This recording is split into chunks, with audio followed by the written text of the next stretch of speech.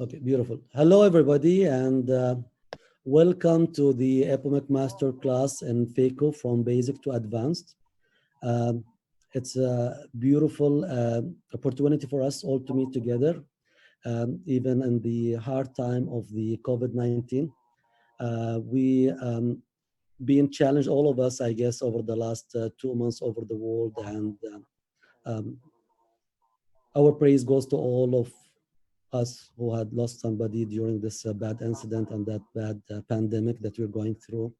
And we wish everybody is able to be healthy and to save his family, to stay around with everyone.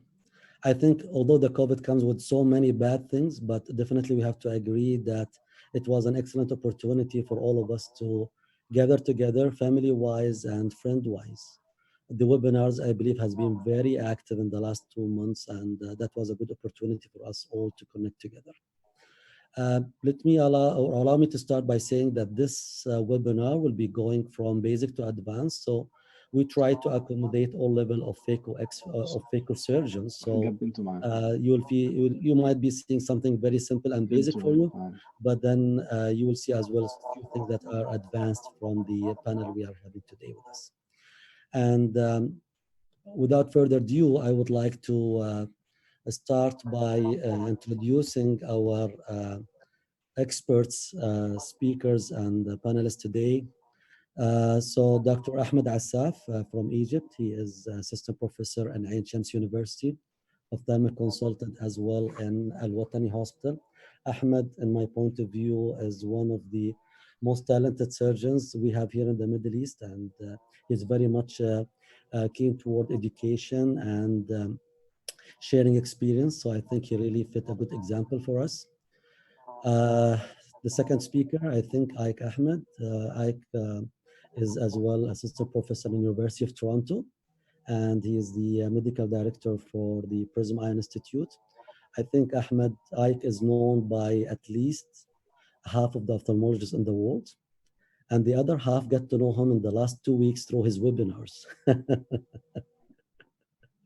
Congratulations, Ike. Thanks, Ali. Great to be here, my friend.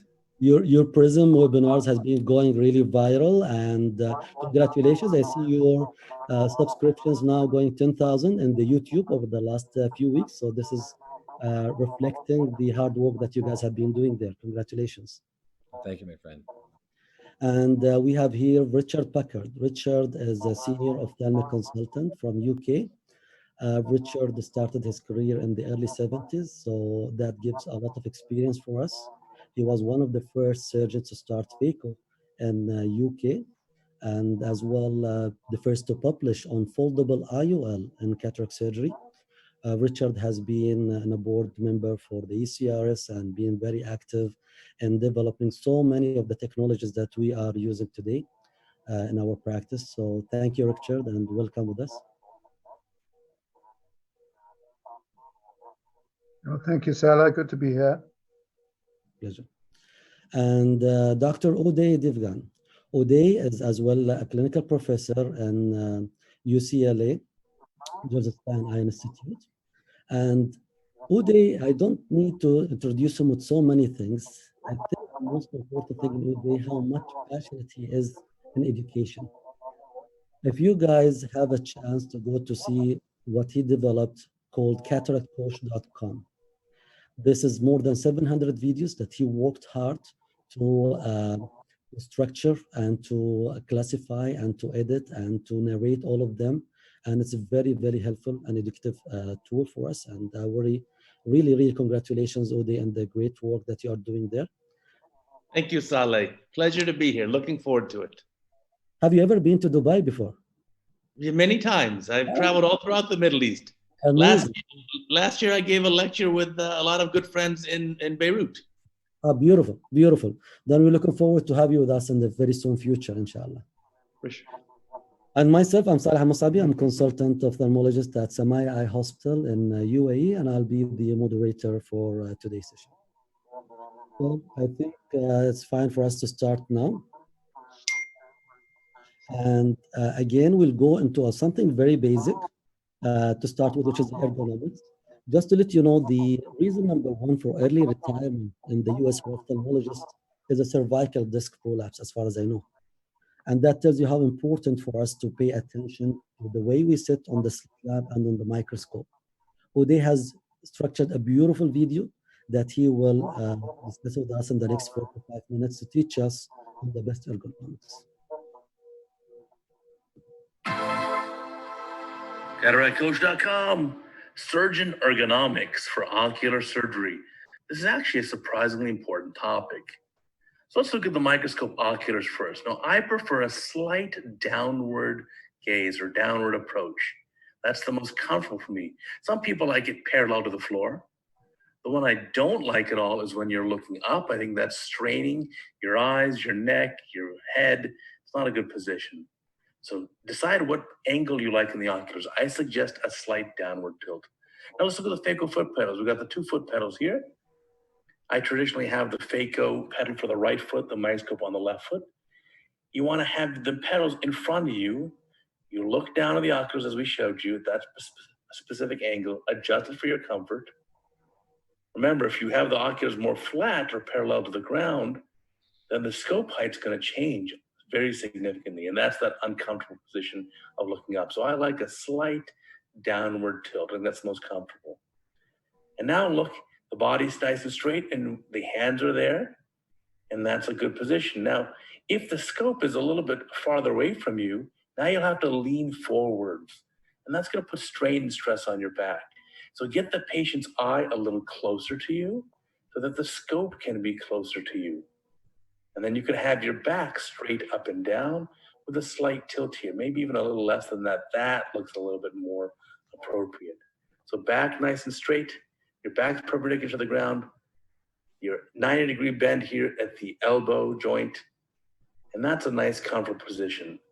Looking at the pedals, again, phaco pedal on the right, the microscope pedal on the left. I tend to operate like this resident is doing, which is just using my socks. I take the shoes off, and I just use socks to operate. Now look at the focusing tube here on the scope. Now we can have it straight up and down. I like that. I tend to make it perpendicular to the floor of the room. There is an adjustment on the side, and you can tilt the scope and have it more of an angle. Some people like that as well. All of those are reasonable. Obviously, when you're doing surgery in the angle of the eye with a gonio mirror or gonio prism, you have to tilt it even more. But my preference for the central tube of our microscope is to have it perpendicular to the floor. And remember, I also like the patient to have their eye with the iris parallel to the floor. So let's straighten that back out, get it nice and straight. And there's a mark on the side here that tells us when it's perfectly perpendicular to the ground. We're gonna have that adjusted just so. That looks great. You wanna be very comfortable in the way that you operate. Also, if you have it straight up and down perpendicular, you're going to have a better red reflex. You're going to have reflection of light back. This is showing that the focus is in the center. There's a button up at the top here to reset. That'll reset the X, Y, and Z as well as the zoom. So you want to reset that at the beginning of your case. Now look at the oculars. You need to dial in your appropriate prescription. Now both of your eyes have the same prescription. They should both have the ocular set of 0. So an emmetropic person and an emmetropic surgeon should have it 0 on both. Now if you have a little myopia, you may want to dial that in. So here you can dial a little bit more myopia shown here on the right ocular, a little less myopia on the left. The key here as well is you want to have this dialed in so that you are in perfect focus on the eye at the same time the camera is in perfect focus. If you're a young surgeon and tend to accommodate too much, you can dial a little minus in here, and that'll help absorb that. But make sure the camera is focused the same way. Now positioning here the hands. So there's the patient, iris is parallel to the floor. That's a good position. Setting this up before you do the preparation, before any kind of block, before doing anything. Get the patient in the appropriate position. Now, surgeon should be comfortable first. The surgeon puts his or her chair at the appropriate height, puts the microscope where he or she wants it, and then bring the patient's entire bed or table up or down in order to have the correct focus. So here we go, feet on the pedals, going nicely underneath the bed. That looks great. Surgeon's back's nice and straight, looking slightly down. That looks like it's a good position. There's a 90-degree bend in the arms. Patient's eye is close to the surgeon, so he doesn't have to lean his body forwards. That looks great. And now you can use the control of the bed and bring the patient up or down. Beautiful. So, any comment from your side, Ode or either of the colleagues about this topic? Yeah, so advanced surgeons, we already do this every case. We know it. It's no big deal. But for the newer surgeons, go to the operating theater a little bit before your first surgery. Get there 20 minutes early. Set up the things, the microscope, check the oculars, get your pedals, prime the machines. Do all this before your scheduled cut time. That's a very important issue. Beautiful, beautiful. Thank you. So we'll move on. Uday, you're absolutely right. I mean, one of the things that I have trained for a long time with the junior doctors is to get them to understand how important it is that they're comfortable. The one thing they don't want to have to worry about when they're learning a new technique is that they've got a pain in their back or their neck because they haven't organized themselves at the microscope properly. The other issue also, as you've alluded to, Saleh, is the damage that it can actually do to your spinal column. And Steve Safran in the US had major neck surgery because he had, for so many years, been sitting badly at the microscope and the slit lamp. And it's a common problem. If you're going to have a long career, you want your back to last. Yes, fully agree with you. Fully agree. So beautiful. So we'll move to the next topic, which is the corneal incisions. And I believe this will be your part as well now, Richard. So, and you can... Yes, I mean, getting a good incision is absolutely basic. And you want to make what I call a perfect phaco incision. That means matching the instrumentation to minimize leakage, having the ability to make a consistent wound architecture in a simple manner, and to have it of sufficient size to allow the surgery without enlargement to get the lens in or any distortion, and also to make it as astigmatically neutral as possible. What you're seeing here is a blade of my own design called the Windsor Knife. It's made from flat stock steel instead of bent wire, and it has a facet on the front, which means that it's very narrow at the front, and it means you get increasing tension against the knife as you bring it forward, which means that you can control the wound. We did a study with 30 consecutive incisions of mine, and these pictures were taken at 1 hour post-operatively. There was no stromal hydration done. They all sealed beautifully, and apart from one where there was a bit of epithelial damage, they also had a 3-plane construction, which you can achieve with these wounds. However, things can also go wrong. This is a trainee making a wound that's too short, and you'll see what happens in a moment. Hydra Dissection is also done too violently, and through this very short wound, here comes the iris in a moment. Video seems a bit slow. Okay, so the iris came out, and then because this was a dense cataract, I thought it was important actually that we moved away from this wound. So we went superiorly to make and I took over at this point to make a much longer wound to make sure that this iris wasn't going to flop out of the eye. Maybe made it a little bit longer than I would have done otherwise, but that was for this very purpose. I don't normally like to operate superiorly. I like to operate temporally. But in this situation, I felt it was necessary to do this. The chop technique worked well. I was able to get the cataract out without any problem. And you'll see that here we are. We've got it all chopped up. The iris is not behaving badly, because one of the things that happens is once you start to get problems with the iris, it tends to flop all over the place, as we know with our capsulosis patients. But if you do it in this sort of eye also, you're going to have problems. So we've now got the lens in, and you'll see that I'm going to use the irrigation aspiration to just tweak out that little bit of iris that's got stuck in the short wound. Here we go. We just pull it towards the center, and this then settled down very well without the iris being stuck in the eye. Now, the very next case by the same surgeon, you'll see what happens when she makes it too long. It looks fine. It's going very nicely. But what happens is that in this case, it's just a bit too near the conjunctiva at the limbus. And when she goes in with the phaco, what happens? You get all this chemosis and conjunctival ballooning. And what you should do is actually stop at this point and to make a small peritomy, which will then short circuit the fluid. I was actually out of the operating theater at this point and was talking to somebody about something else.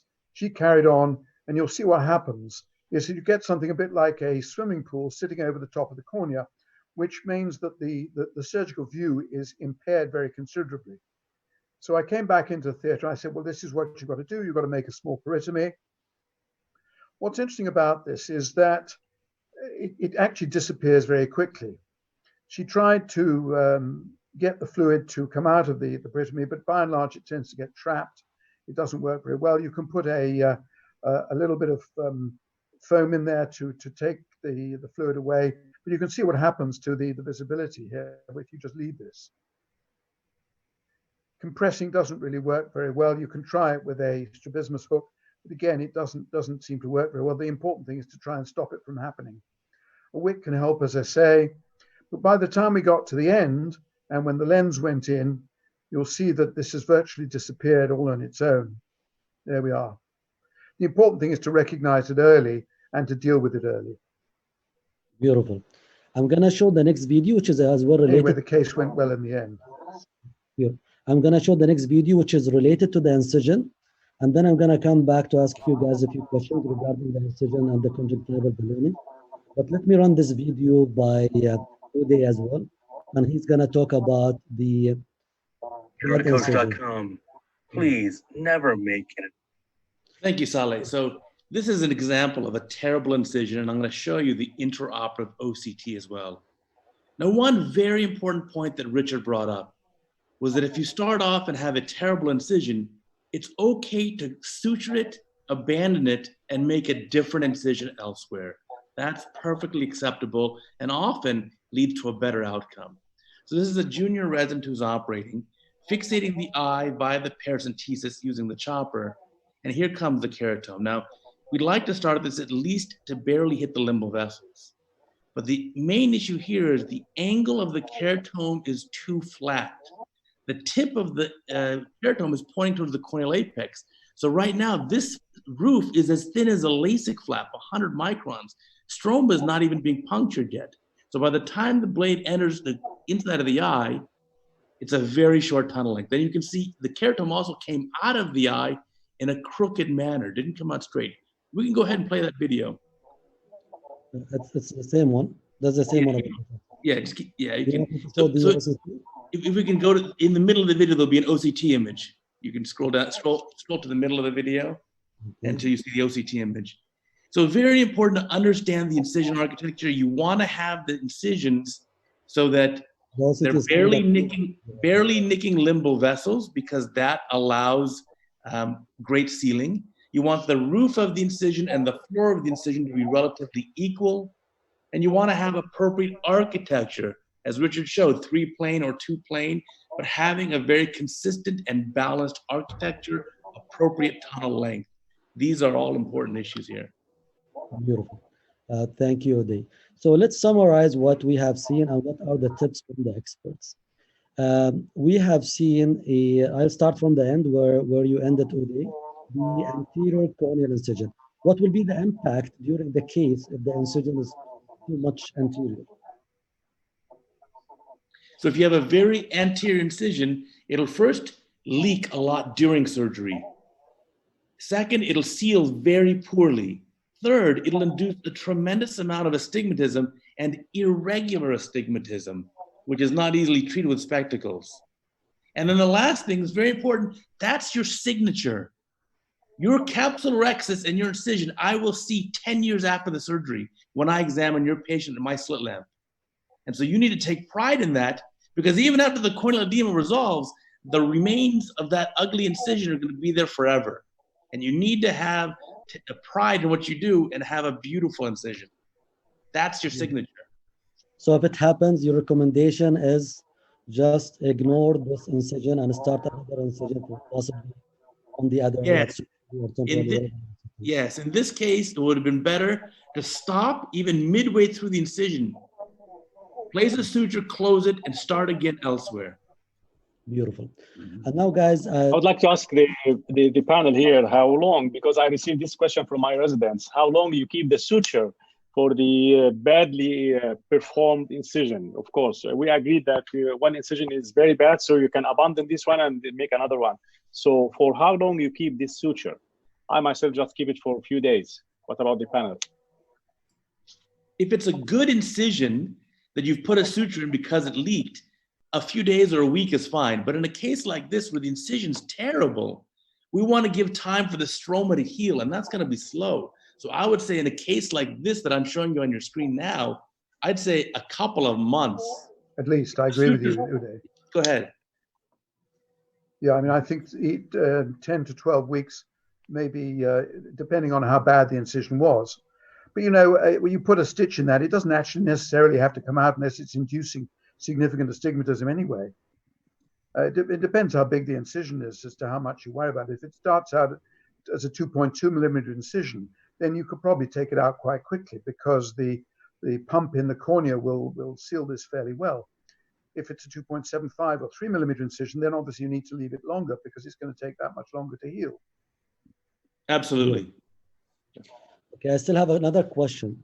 Sometimes, like in your case, Richard, you were seeing or you were showing a case where the fluid collecting the top of the cornea because of the conjunctival ballooning.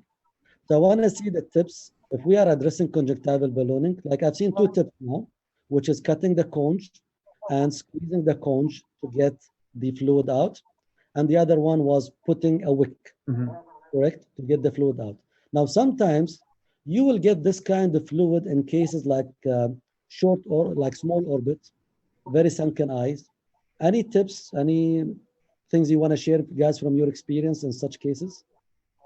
Starley, it's Ike here. I think that when you well, I mean, the most important thing with sunken eyes is to operate temporally.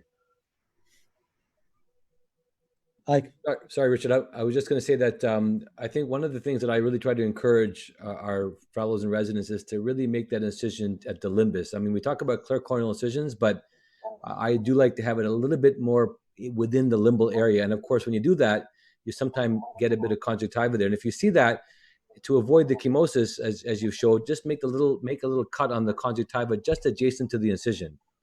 And that really prevents it. And if it does start to balloon, rather than cut somewhere else on the conjunctiva, just make that cut right at that incision. You know, as you showed many ways, that really prevents it from becoming chemotic.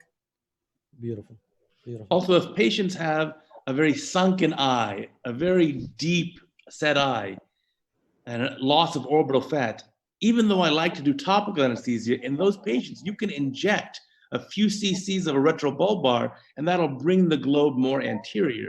And as Richard said, operate temporally, it avoids the brow issue altogether. Yeah. I think as well, we need to pay attention. The patients under the drape, sometimes you'll be surprised that they are tilting their face to the side, and that's allowing the fluid to accumulate itself. So make sure that the head is tilted toward you as a surgeon, and that will allow the fluid to come out as well. So, well, absolutely. I agree with you, Sally. And one of the things that I like to do is actually to tape the head and to tilt it towards me about 15 degrees, because that means that the fluid is going to run away from the eye and not cause pooling. And this is particularly important with sunken eyes. Beautiful. Thank you. So we'll move now to the next topic after the incision, which is the capsular axis.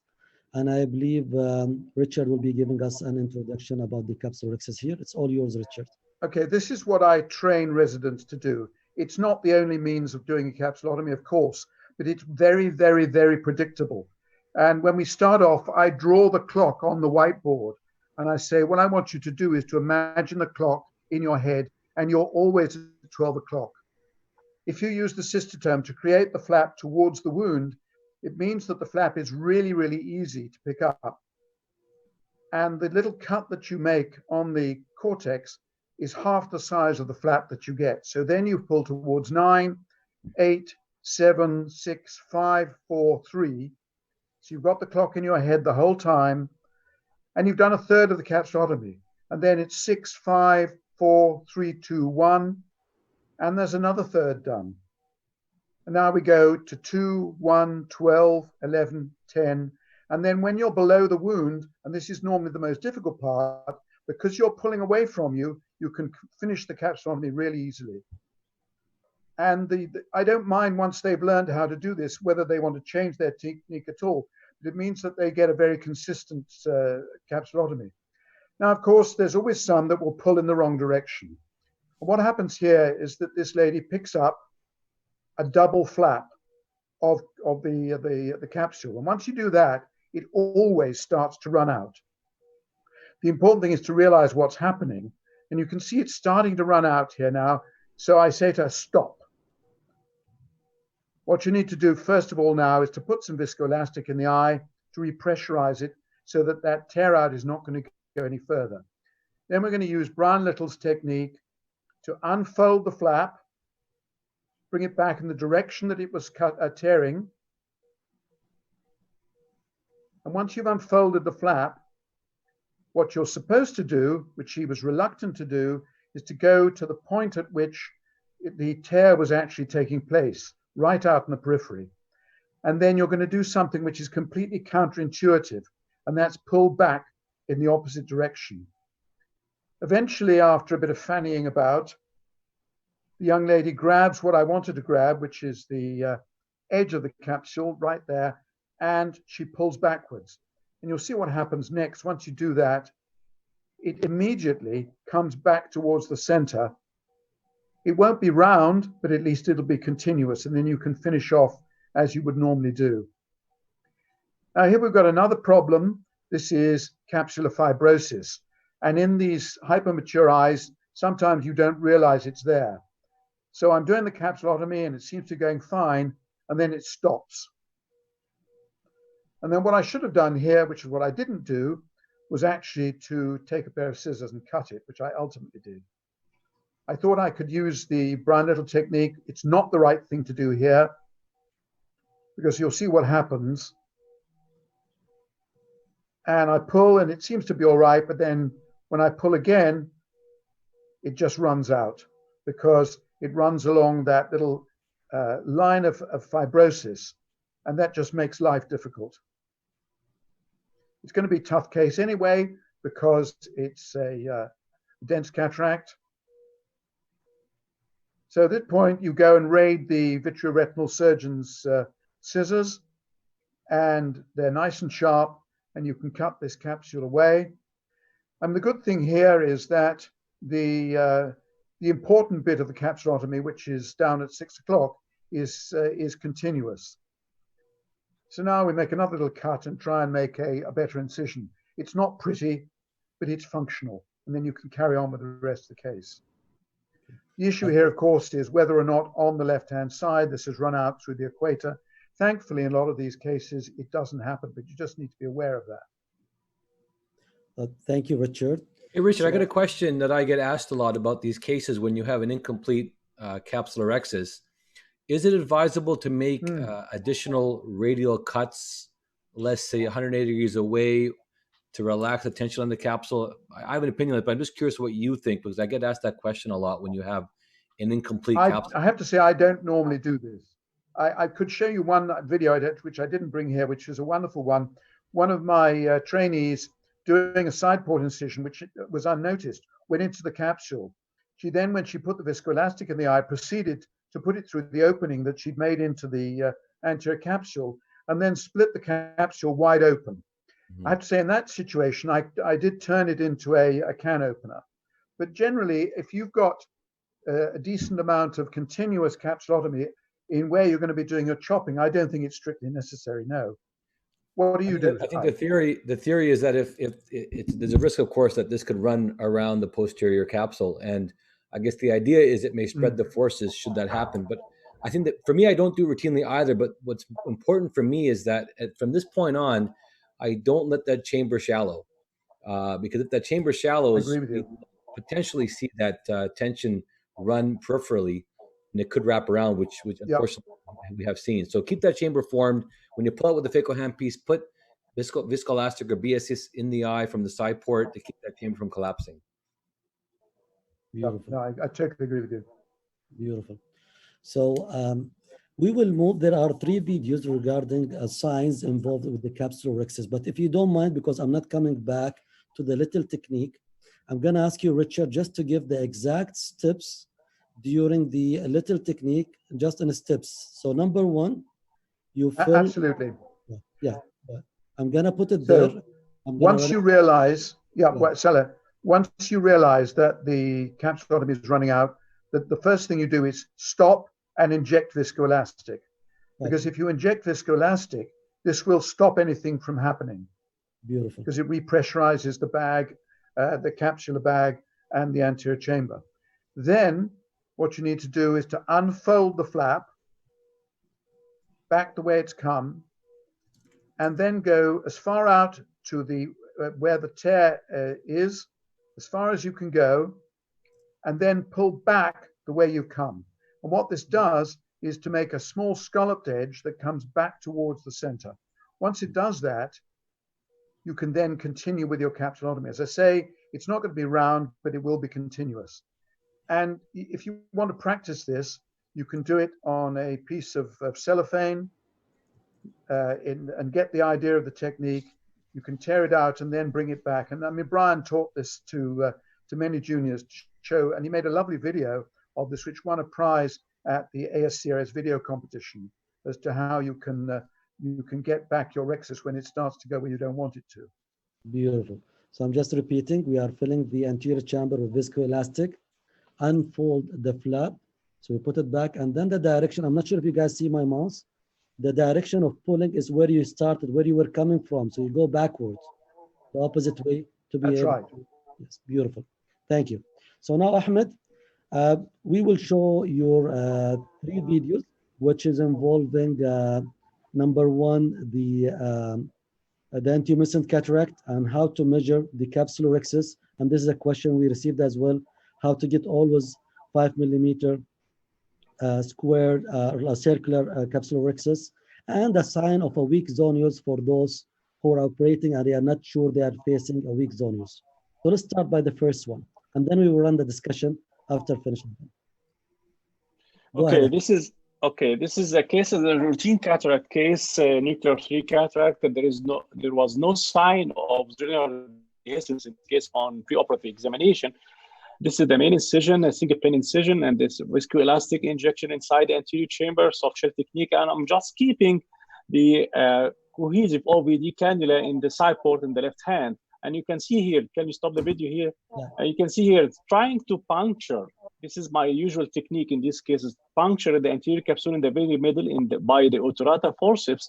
And you can see here that I'm having some difficulty to puncture the anterior capsule because of the weak zonules. There is no enough tension on the anterior capsule to make the puncture with the obturator forceps. And this is a very ominous sign of complication, because this denotes that this patient in particular has some sort of zonular weakness, and this zonular weakness, if overlooked, it might extend during the phacoemulsification and increase and will complicate the case to maybe some vitreous loss or bad consequences. So I have to pay an attention for this sign that stria in the anterior surface while doing the rexis is an indicator that there might be some zonular dehiscence, and you have to be prepared in this case. Once I saw this sign, I asked the staff in the OR to prepare the capsular hook system to support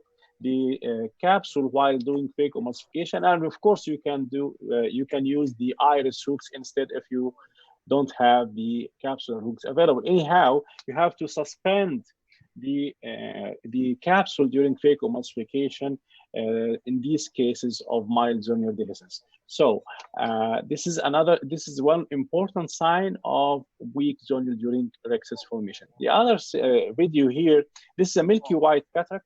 Okay? So this is a milky white cataract. This is stop the video, please. Here, just stop. Okay, please stop. Okay, can you stop the video?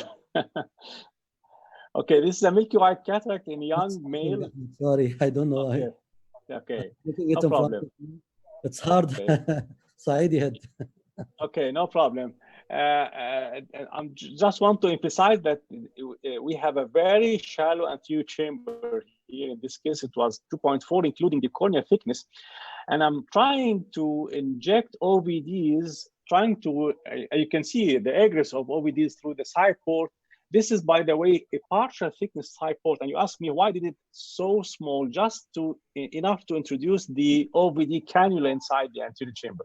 And now just puncture with a bevel down 27 gauge needle, puncture the anterior capsule, and immediate aspiration of the some of the liquefied cortex inside the capsule, trying to equalize the tension between the what's inside the lens capsule and what's outside it in the anterior chamber. So my strategy here is to equalize or neutralize the pressure between inside the lens capsule and inside the anterior chamber. Injection of a generous amount of OVD, and I particularly use the dispersive OVD in these cases, like Viscoat. I don't have any financial interest, or something like cohesive viscoadaptive OVDs like the Helon 5. And in these cases, of course, I aim to smaller rexes, slightly smaller rexes, and you can see, can you reverse again? Can you make it just backward again, just to see the radial? Okay, you don't have control. So just aim for smaller rexes in this case, and we can enlarge the rexes by spiral motion as long as we have good control. I'm aiming here to keep the flap as much as I can, the free edge of the flap inside the anterior chamber, just in the very middle, and inject OVDs once necessary, once there is slight shallowing of the anterior chamber. And this is the benefit why I'm keeping the cannula of the OVD in my left hand and introduce it inside the anterior chamber through the left side port. So immediate injection of OVD once necessary. I don't have to trying to grasp the OVDs from the surgical tray, just injection. And of course, we can stabilize the eye globe with this cannula. Of course, again, injection of OVDs. And here is a dispersive OVD is highly recommended. And of course, once the flap, because of the pressure gradients, trying to escape from the anterior chamber through the wound to outside, try to get this free edge of the flap inside the anterior chamber in the very middle. This will reduce the tension at the site of the tearing and will provide better control for the direction of the tearing while doing the spiral rexes technique in this case. So this is my technique, and I think O'Day has a very nice technique. He showed how to puncture the anterior capsule with the phaco tip. I think he can explain this. I tried this technique two times, but didn't work very well in my hands. Maybe he can comment on this later. And this, you can see how soft the cataract was because it was intumescent and the patient was of a relatively young age. Now, yeah, thank you. And this is the last video here for the rexes. And this trying to answer how we can get a perfectly sized rexes. I don't have my rexes forceps. The model that I like is not calibrated. So I did the calibration by myself. I measured 2.5 millimeters from the tip of the rexes and make scratches with a keratome on the shaft of the rexes. So just measuring the 2.5 from the start from the Purkinje reflex, because I always do the rexes centered on the Purkinje reflex because this is the closest point to the visual axis, and measure 2.5, and then this allows me to do the around 5.5 millimeter rexes. And you can see this is making the rexes, and by the end I can double check again if the rexes size of the ideal side that I want. Just align the tip of the rexes to the edge of the capsulotomy, and you can see that the Purkinje reflex is almost on the marks that I did on the shaft of the rexes forceps. So you can do the calibration by yourself. You don't need to buy another calibrated forceps. You can use the forceps that you are accustomed to and just make the calibration by yourself, either 2.5 or 2 millimeter or 3 millimeter. Of course, recommended 2.5 just to keep the rexes around 5 or 5.5 millimeters. Beautiful. Thank you, Ahmed. So Ahmed has shown us 3 videos that we will discuss it now. The video of measuring the capsular rexes and just addressing your existing capsular rexes forceps, and the white or intumescent cataract, and the capsular axis there, and the weak zones. I will start from the white cataract and intumescent cataract.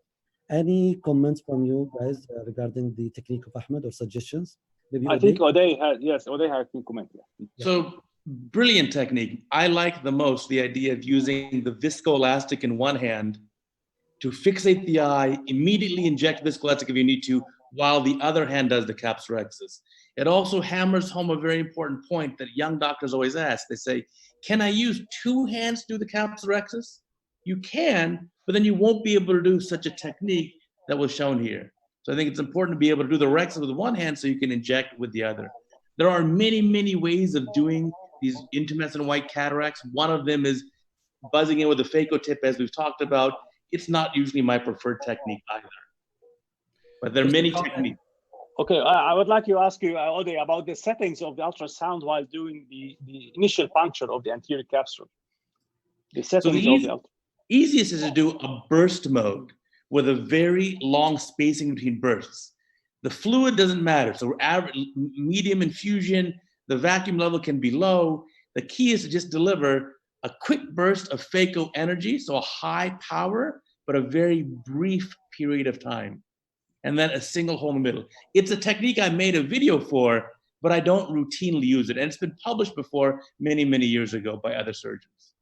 I prefer either needle decompression or making a small initial central rexus, detumescing it, taking the fluid out, decompressing, and then putting viscoelastic and making a normal large rexus. Yes, if you play the video, please, Saleh, you can see that I tried to do the mini rexus in the very beginning, but I had already peripheral tear. That this is radial tear already. You can see here. We have already the tear here, so there is no way to do the mini rexus here because I was obliged by the size of this tear to do the rexus around 4 millimeters and then enlarge it gradually with the spiral motion. But sometimes the white cataract is not every white cataract like the other. Sometimes it's too milky that just puncture. It will something like the balloon, like this balloon. You can see it just puncture. It will blow out. So I'm trying to neutralize the pressure between what is inside this balloon and what's above the anterior capsule by the injection of OVDs. And I think because of the continuous injection of the dispersive OVDs, this peripheral tear or radial tear did not extend to the far periphery of the lens equator.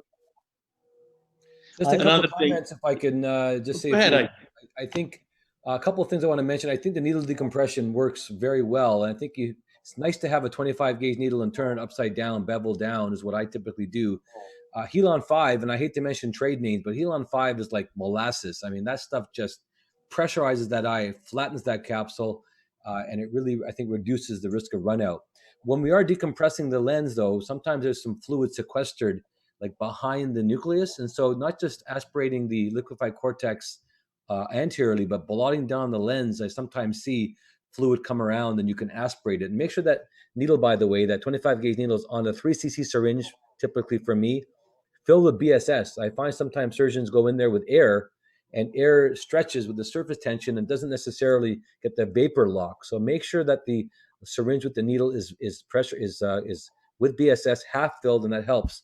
The last thing I'm going to mention is viscoelastic is great, but I find often when I'm training folks, injecting viscoelastic in the central part of the anterior chamber may actually cause that rexus to run out because we're pressurizing, we're pushing down and pushing outwards. So instead, it's helpful to put the viscoelastic injection to the periphery, almost in front of where the capsule is running out, because that will basically flatten the area and prevent it from pushing out. So, we published a paper with a colleague of mine in New York about the reverse Argentinian flag sign, which basically happens because of the viscoelastic. So just being mindful of where the viscoelastic is being injected.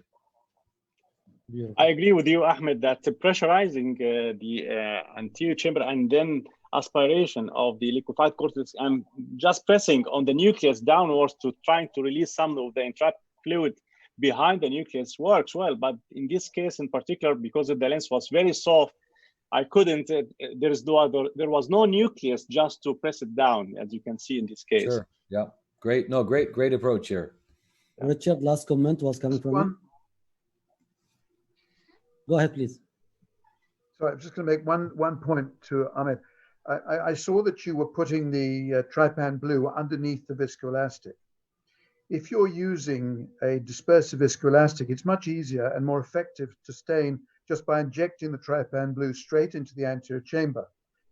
And then because the dispersive viscoelastic viscoat is not miscible with the trypan blue, if you backfill it, you can actually just get the trypan blue out, having got a great stain, without going through the extra step. And also it means that in that situation, you can overpressurize the eye, which is what you want to do anyway. Yeah, I agree. Yeah. Beautiful. So in sake of time, if you don't mind, guys, we'll move to the next part, which is the Hydra Dissection. Sorry, we still have one video, which is very important. We discussed the size, but what if you created a capsular axis small? How can you enlarge it? And Ode will teach us about this. With scissors. So using the Van Ness scissors. Go ahead, Ode. So here you see on the left a very small rexus. You can use the Van Ness scissors or any other micro scissors to make a tangential cut. So let me show you that. This baby rexus has been completed. Make a tangential cut. You don't want this to be radial at all. And now, once you have that cut, which is made with the scissors, you can also use a small blade or a cystotome to make the cut. Now grab with your capsular axis forceps, and you can tear off a small strip here to enlarge this capsular axis. Very common beginner mistake is making a baby capsular axis, and that just makes the surgery so much more difficult, particularly if it's a dense nucleus. This one's not too bad, however. So we can grab it here, and then this little crescent-shaped tissue is pulled out, and now you end up with a bigger opening, and still circular, still continuous, and no ends to run out.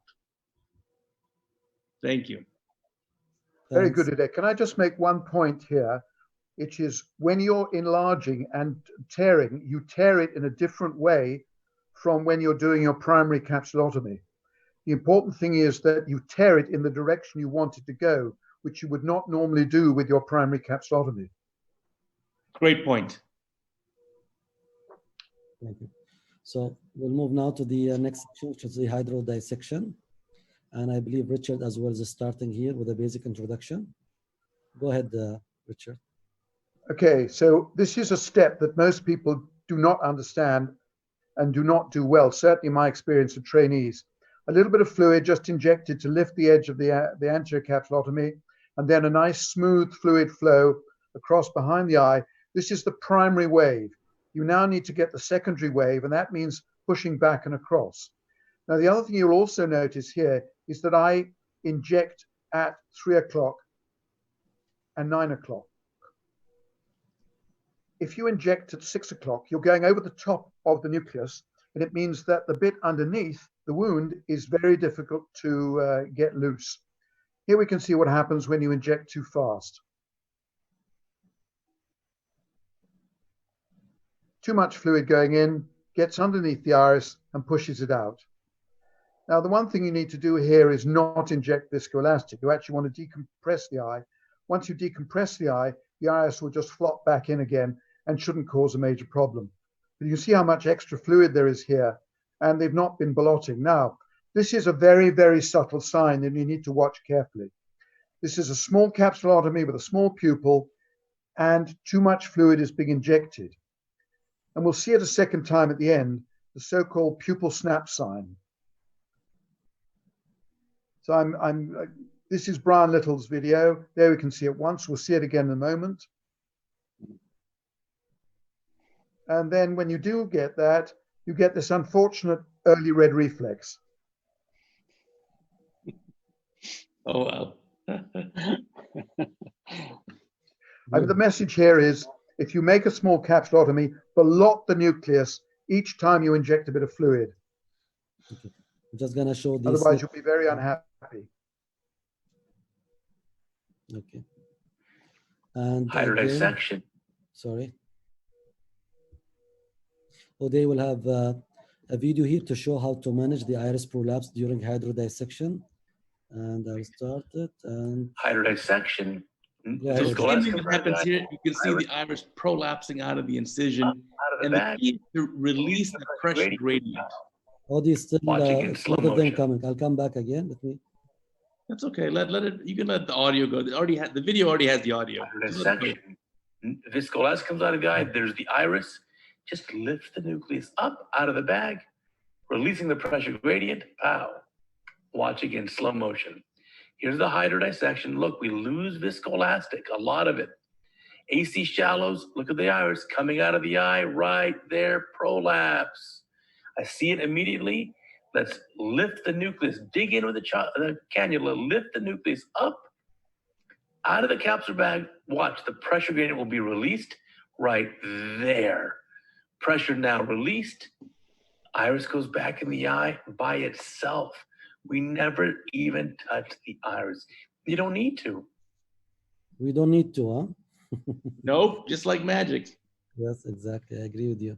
Understanding the physics, the difference of the pressure gradients. That's the key to all of this. Yeah, yeah.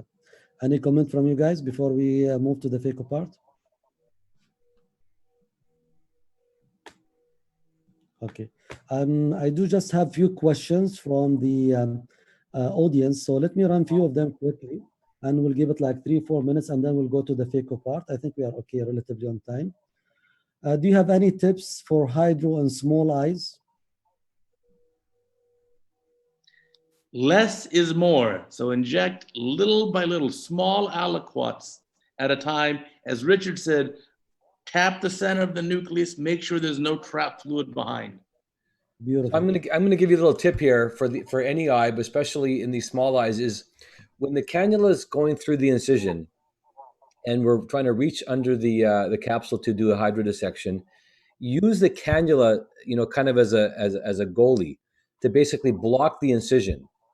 Place the cannula in a way that you're kind of covering more of the incision, and that may potentially help prevent that iris from wanting to come out, because you have now used the cannula kind of as a goalie to push things back. So that's one little trick when we're in there. I think a slow dissection is good. I think the type of cannula you use can be helpful as well. We use the chain cannula, which I really love to use. It allows us to get under the anterior capsule with less torsion of the incision. I don't like using a bent, like a hockey stick design. I think that can lift up the incision more. And so I hold things very flat in my hand with that cannula, and that prevents the incision from opening up. So paying attention to what's happening in the incision and the cannula you're using and the way it's positioned. If this is the incision, my cannula is like this, if I can show that, and therefore it's going diagonally across, and therefore it's kind of like keeping things back like a goalie would. A couple of hockey analogies for you, Saleh. I know you don't play hockey, but up in Canada, it's our favorite sport. I can imagine that. Okay, and I still have another question. So many questions, but I'm trying to get the one related to the Capsular Axis. Here's actually, I believe it's more as a comment from Dr. Anwar. He said, we can inject trypan blue with a preceding air bubble to make anterior chamber. It throw the dye directly on the capsule.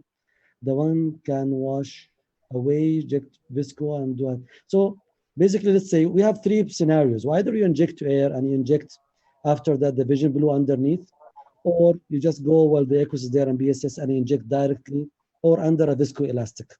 Correct? We have 3 scenarios. What will be your recommendation, guys? Give me one choice, like your first choice. I'll start from Ode down to Ike. For me, make it very simple. Get the trypan syringe with a 27-gauge cannula, pull back to bring some room air into the tip, put it in the eye, automatically a little bit of air will come, and then a little bit of dye, and that should do it. If it doesn't, if the air leaks out, just push the syringe more and just flood the anterior chamber with the trypan, and then I like to do the viscoelastic after the capsule's already stained. Ahmed, so you're going with air, Ahmed? Yes, with air in regular cases, the trypan blue should be half filled with trypan blue and air, like Uday has just described, and inject under air. The air bubble comes inside the anterior chamber first, and then you'll see that the trypan blue follows the air into the anterior chamber, and you can re-inject air if necessary. But in the case that I have shown here, I didn't do the air injection because I thought that the pressure, the back pressure is tremendous, that even with air, this was my thought, that even with air, the air will be pushed outside the eye. So I want to inject something that more viscous or can stay inside the anterior chamber with dispersive or with ease. But my regular cases, my routine in these cases is to inject air and trypan blue at the same time and do staining under air. Richard? I haven't used air for many, many years. I can't see the point. It doesn't give you any advantage. You've got to get it out. And as I say, what I would do is just inject trypan blue straight into the anterior chamber and then follow it with the dispersive viscoelastic to backfill and get the blue out of the eye. Beautiful. Ike? Yeah, I have to agree. I mean, when we first started doing these, just because that was the original description or somebody's original description, I think people started doing it. But I don't see any advantage of it. I'd go directly and I'll show a case because I'd use it routinely in my pediatric patients. I don't, but there's an exception.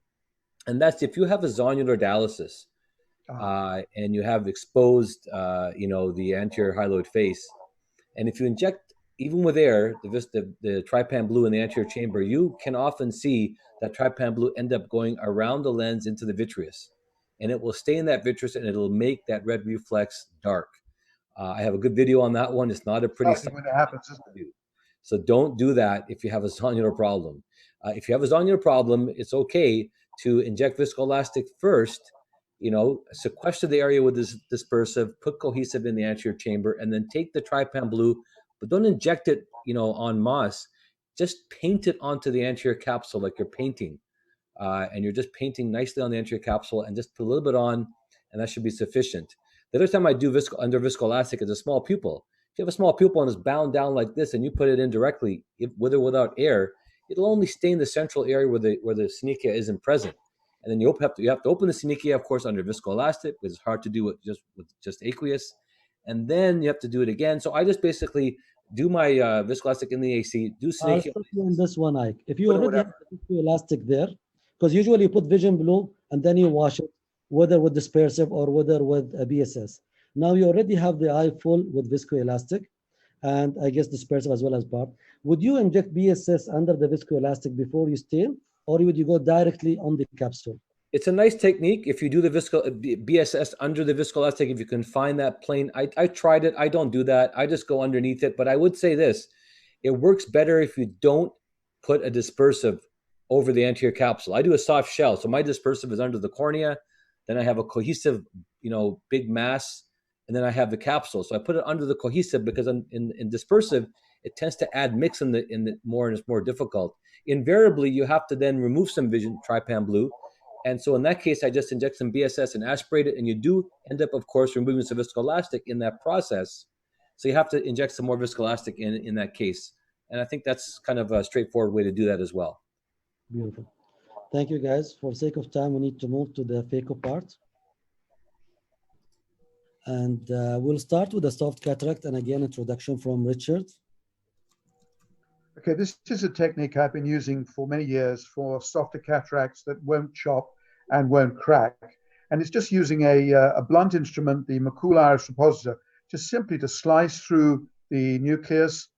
And you just go around and make a few slices like this. And then in order to split it, you just push the two instruments down between, and you'll end up with 4 quadrants.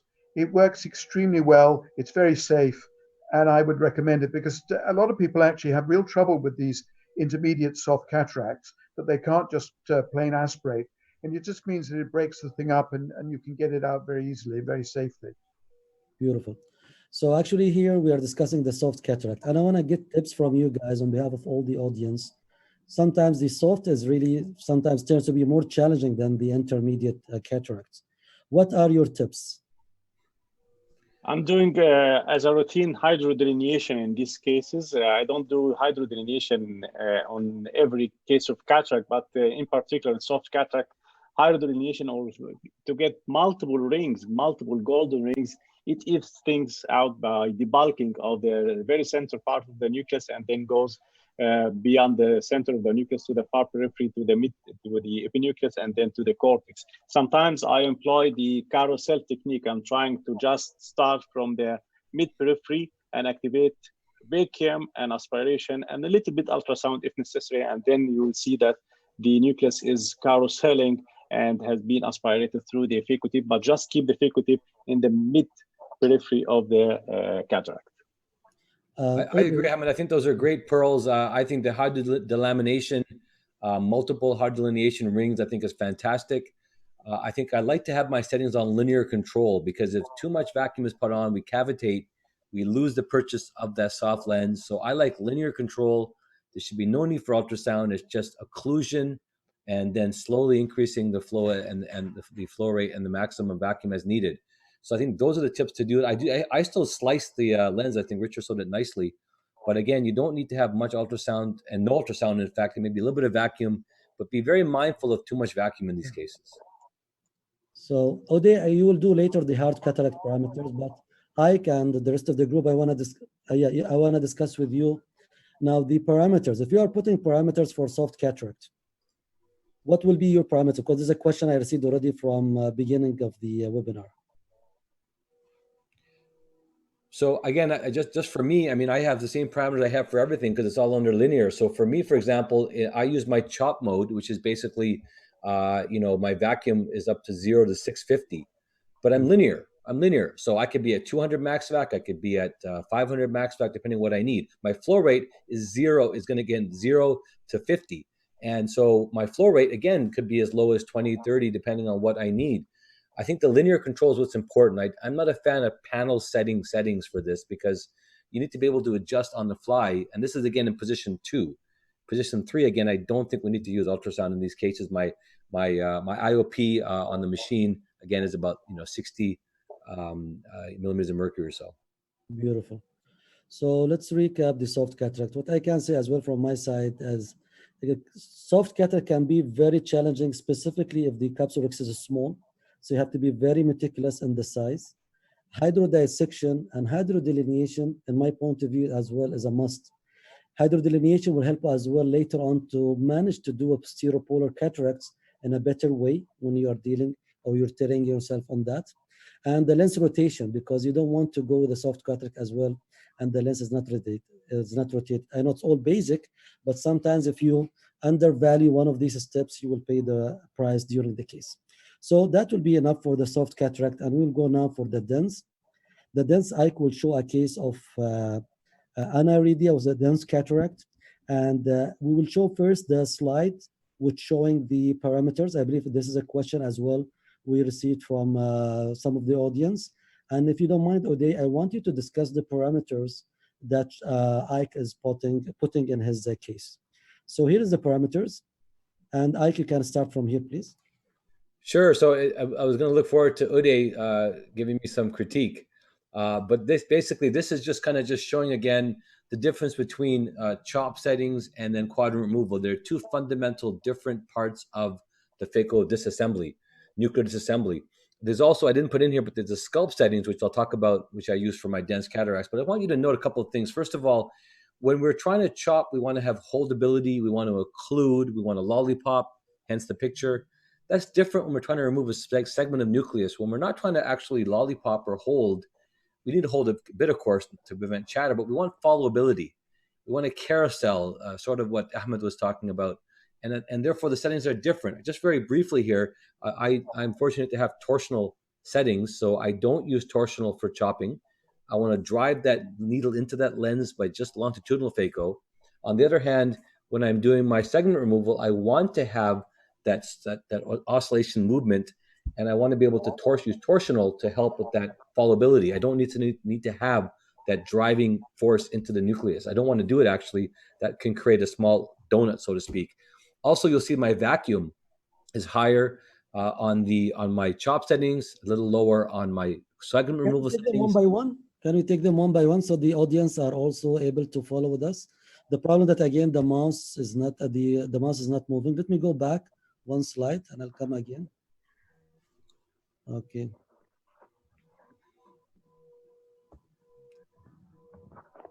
For some reason, the mouse, I cannot see it.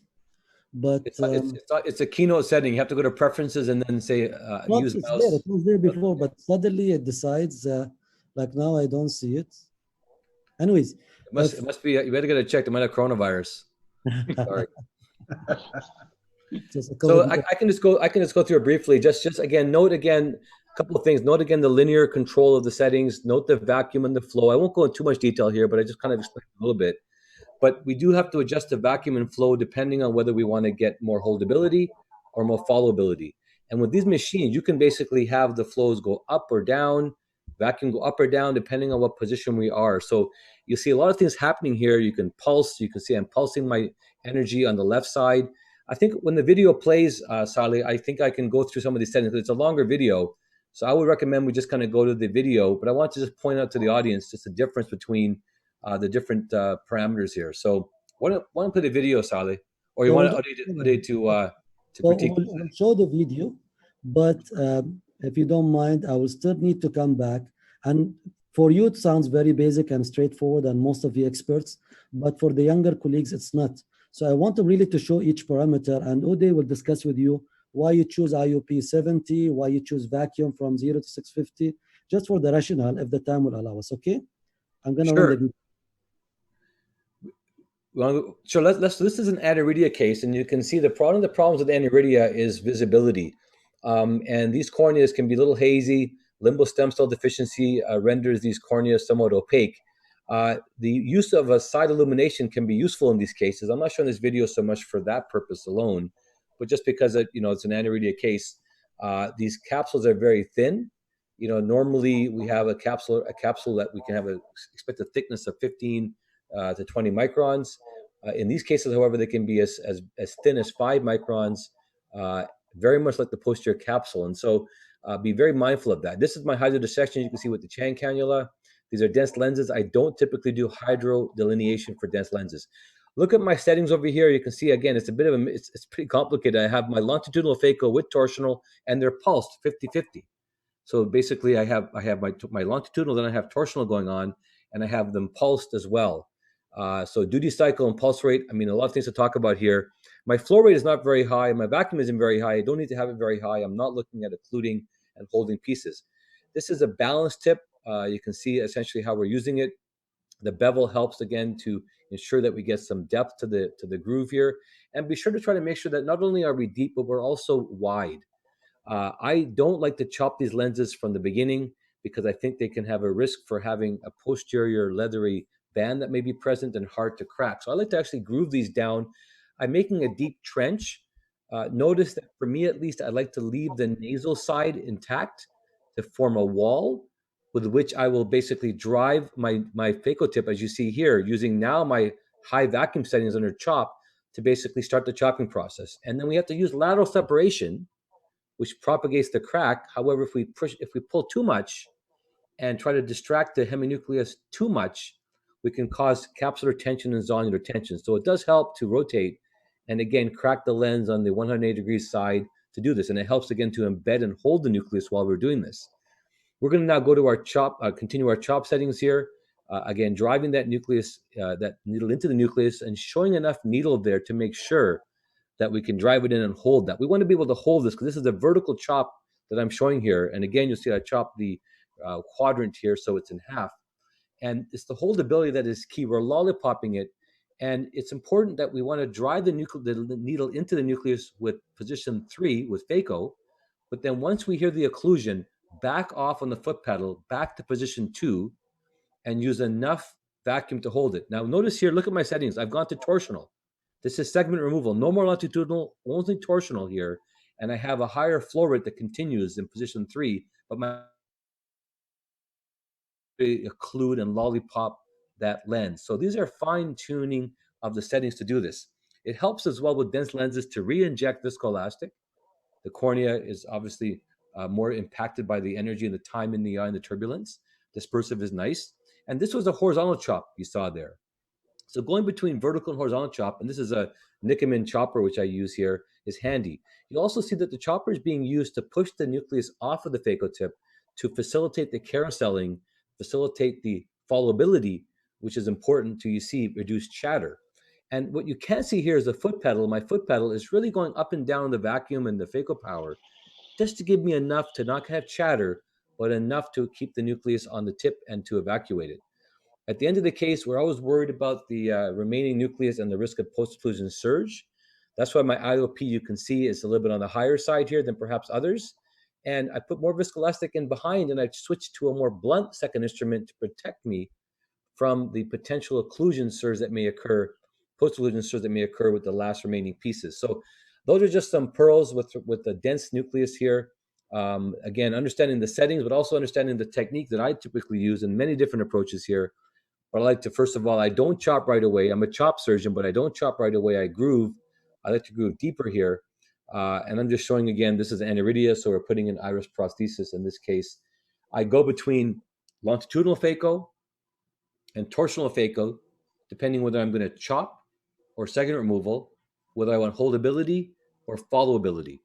So I know it's a lot to think about, and it isn't really basic. Absolutely, it's quite advanced in terms of these concepts here. But I think every phacosurgeon, and I try myself to really understand what we're doing with our settings. So that's kind of a brief description of a dense cataract, denser cataract. Let's do the following, guys. So the process is going smooth. Let's do the case, and one of you guys to discuss the case with the surgeon. And for the other two speakers, if there's an added points to be given at the end, you can share it. And then the second case, we'll give it to the other two. So this case, I want, if you don't mind, Uday and Ike to discuss two things. The technique, because the chop here and the video is great, so you can give a tips between you, Uday and Ike, on how Ike performed a wonderful chopping, where he was holding and what were the parameters during the case. So I'm gonna run the video again and tell me where you want me to stop, or we wanna discuss parameters or a phaco chop technique, because this is a question that I received from different delegates attending with us now, the webinar, okay? So I'm gonna run the video again, and it's all yours. Tell me when to stop, guys. Uday, you control it now. Well, I'd fast forward at least a minute so we get to the phaco probe in the eye. We don't need to see the rexus again. Okay. Ike does a beautiful job, no question about it. I think the one most important part of the entire talk here with the parameters is you can't just memorize these numbers and copy Ike's numbers. These are numbers that are great for Ike and the way he operates. If you're a newer surgeon, you may not want 50 cc's a minute of flow rate. That may be too fast for you. So I think a more important issue is to understand the general concepts. So what Ike said before, when he's chopping, the initial chop, he wants high vacuum to lollipop and hold the nucleus in position while he chops it. When he wants to remove the pieces, he can have a lower degree of vacuum. And then as far as the bottle height or the infusion pressure, you have to balance it. The infusion of fluid going in the eye, of course, has to balance the fluid coming out of the eye. Otherwise, if they don't balance, that's when you get chamber instability, you can get surge, you can get a lot of problems. On Cataract Coach, I have a 10-part video series of phaco fundamentals, starting from the most basic, explaining everything with all settings, as well as fluidics and phaco power, burst versus chop, all the above. So the mistake is to memorize some numbers. You can't use Ike's numbers any more than you can use his seat and mirror settings in his car. When I sit in the same car, I need to adjust it and tailor it to me, my size, my ergonomics, my driving style. It's the same with phaco. I think we both drive pretty fast, Uday. But I think Uday, I think you're right. I think the settings part, that's why I wanted to kind of explain the understanding of what we're trying to set to try to maximize holdability or maximize fallability. You can't necessarily do both, for example, and that's why, again, choose between longitudinal or torsional. Choose between having a higher vacuum or higher flow rate. The numbers themselves aren't as important, but the relative importance of what the technique you're using is important. As you can see here, I just can't use one setting for the whole case. I have the sculpt setting, as you see here. I have a chop setting, and I have a segment removal setting, and I kind of go back and forth. And it's also good on your foot pedal to be able to control what setting you're on, rather than have the nurse have to say, okay, go to position, go to my next setting. You can kick on your foot pedal to do it, and you can go back and forth to do this. And I think the other thing that is helpful to have is understand pulse rate, understand duty cycle, understand in this case, the ability to add longitudinal to torsional, understand linear versus panel, as I said. And linear, you can see, look at the triangles on the right. The aspiration flow rate and the vacuum actually go up until position 3, and then they start coming down toward the end of position 3. And that's designed, again, to prevent surge at the last piece when you actually then go through the nucleus. And as Uday said, I think the IOP or bottle height really is more as an adjustment that we make depending on what our settings are for the vacuum and flow rate. That's what basically compensates with the loss of vacuum or loss of volume. So I think those are some of those points to mention. I don't have a special dense cataract setting or special soft cataract setting. I have just linear control. I can control what I'm doing. And I think with phaco now, the energy delivery is so efficient that you can really do a lot of different size lenses. For sure. I think if you understand the basics, then you'll know as you're operating, if there's chamber instability, you'll know, let me lower my vacuum and increase my bottle height to help resolve that. Let me also change the fluid extent. So if you think of Ike's 3 modes, first to sculpt, you need very low vacuum with sculpting. You don't need much vacuum. You need low flow. You're just using the phaco energy to sculpt the groove. His second mode, he wanted to bury the phaco tip into the nucleus. So he needs much higher phaco power now than he did with the sculpt. He needs a lot higher vacuum, but he doesn't need a lot of aspiration. He doesn't need a lot of flow rate. Then there's third mode to take out the nuclear pieces, high vacuum, maybe not quite as high as before, but still high. And then now bringing up higher the aspiration flow rate. So the cataract pieces come to his tip. I think we have spent enough time on the dense cataract. For some reason, again, I see the answer. I could not stop where I wanted to stop, but the webinar is recorded, will be on the YouTube, and you can see it in the EPOMEC channel. So you can review the parameters there, guys, and the technique. Plus, as Uday mentioned, cataractcourse.com has a plenty of videos discussing the parameters and the rationale. Let me move, if you don't mind, for the sake of the time, for the next video. And it's again Ike, and he will be doing a pediatric cataract. And Ike, you can start from here. Sure, yeah, we can maybe go to the video. These are just some principles in managing congenital and pediatric cataracts. This patient here had actually a fair amount of astigmatism. It's controversial whether we should correct it or not, but we decided to correct it, at least some of it, with a toric lens. You can see I'm injecting trypan blue directly into the anterior chamber, as I spoke about earlier. Wait for about 20, 30 seconds. The longer you wait, the more blue it gets, but I'm not so much using it for the visibility. I'm using it because this reduces the elasticity of the capsule. It changes the mechanics of it, and this helps because these capsules tend to want to run out, how elastic they are. I make a limbal incision here, and I'm injecting at this point now more super viscous cohesive agent, like Helon 5 again. Sorry to use a trade name, but there's very, very little like it. And this really keeps that chamber deep, but also it deepens it even more, hyper deepens it. Again, it helps to flatten that capsule to allow me to control that rhexis. The rhexis is often the first thing we talk about. It's challenging. Take your time to do this right. This is a sharp tip Utrata, although a needle can be used to start. And obey the principles that Richard so nicely spoke about in terms of, again, using the clock hour approach, I think is a nice way to kind of think about it. And most eyes, the capsular axis will follow the trajectory of the capsular axis forceps. On the other hand, look how I'm pulling more toward the center, because in these pediatric eyes, we have to pull more to the center because the vector forces want to pull it out more. I'm going to do hydro delineation here. This is, again, analogous to a soft lens.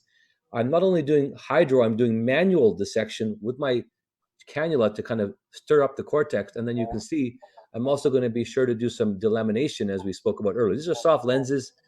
Using an IA is enough typically for these cases. Again, we don't typically need to use phaco. And what I'm going to show again after this is making sure that we retain the integrity of the capsule, because we're going to use it, of course, for the lens. I will typically do a posterior capsular axis. This is a 27 gauge needle bevel down with dispersive viscoelastic in it. We pierce the posterior capsule in the center and inject viscoelastic right away to fill that potential burger space, keeping the hyaloid away from where we're working. We're going to then proceed to do the posterior axis. It's important not to inject too much viscoelastic anterior to the posterior capsule. You can inject it behind it, which is fine. If you inject too much in front of it, the capsule is very posterior, and the instrumentation has to be held with a high degree of attack angle. A microforcep is nice, and this helps to grab the capsule. You can see the bubbles that are in there, and that's because dispersive viscoelastics often come with bubbles, and it's hard to get rid of them, and that's okay. I don't want to get after them now. They're basically behind the posterior capsule. But the posterior capsular axis is really very similar to an anterior capsular axis, except for a couple of things. Number one, the capsule is very thin, much thinner, 5 microns or greater in that range. And so it's important to, again, understand that the holdability of that capsule is a bit more challenging. We have to control and take more frequent regrasps of the capsule during the posterior rhexis to control that. We may have to move to a little technique or a stretching technique to bring the rhexis in. And I like to make this rhexis about 4 to 5 millimeters, maybe a little smaller than the anterior capsular rhexis, because as you'll see, we're going to actually optic capture this lens through this. And sometimes it's hard to visualize. Again, it helps to keep that capsule in a folded position while we're doing this. And I must say that using a micro instrument like this is very helpful rather than using the regular forceps. Sometimes I have a hard trouble going to that wound, in this case it's 2.2, and also can cause more egress of viscoelastic from the incision. So now we've done this, we can inject viscoelastic into the bag. I should mention that sometimes what I will do, I often do actually, put the lens in the bag first and then do the posterior rhexis. So if something goes wrong, at least the lens is in the bag. We're going to now inject viscoelastic and we're going to place this one-piece lens into the capsular bag. You will see that it's a toric lens, as I mentioned earlier. Having rhexis on the anterior and posterior side of the capsular bag really strengthens that anterior and posterior capsule and prevent it from running out. And I'm going to position the lens where we want it. Now, and what I'm going to do next is optic capture that lens behind the posterior capsule. Notice I have not done a vitrectomy, but what we're doing basically is we want to prevent secondary access of opacification. We want to prevent PCO or cells growing on the anterior hyaloid. The best way to do this is to put a barrier, plastic barrier, which is the lens, and this will prevent those cells from growing anywhere beyond the capsular rhexis edge. Certainly a 3-piece lens is easier to optic capture than a 1-piece lens. But I'm just showing here, a 1-piece lens can be done as long as the capsular rhexis is not too small. Otherwise, those gummy haptics can twist and can sometimes tilt the lens. So you see, we've basically been able to do this by simply pushing down on one pole of the optic behind, and then pushing down on the other pole while displacing the entire lens posteriorly. And you'll notice, maybe you can hard to see, the cat's eye appearance of that posterior capsular rhexis as it's stretched along the axis of the lens. And this really helps to prevent rotation as well. I tend to suture these small eyes, these young eyes, I should say, with 10-0 Vicryl, and I rotate it into the incision. Notice I have not removed the viscoelastic at this point yet. I'm going to do it manually. These globes are very elastic, and the globe can collapse. The sclera is very elastic, and so I want to prevent that from happening. I want to prevent vitreous prolapse from coming forward. So far, it's not happened in this case here, and therefore we remove it manually. I put some Mycol in to check and bring the pupil down. And basically we've done it all manually, as you see, removing the viscoelastic. And this is important for me to prevent things from moving around at the end of the case. And I find this posterior optic buttonhole technique, described many years by many others, is a great way to deal with these patients who are young, who we worry about PCO without doing vitrectomy. I want to mention again, without doing vitrectomy, I think it's really an advantage. So that's basically the pediatric case for you, Saleh. Beautiful. Thank you, Ike. It's a beautiful case. And I'll give the choice for Ahmed or Richard. Who want to discuss this case with Ike and pediatric cataract? Okay, it's a perfect case. Ike did a great job as usual, but I want to emphasize for the audience here that the capsule in these pediatric patients is very elastic. So as you have seen, you have to just grasp the flap and try to grasp in the center of the lens capsule toward the center, because it's rhexis here is a combination of shearing and ripping technique. It's not just shearing like the regular case or the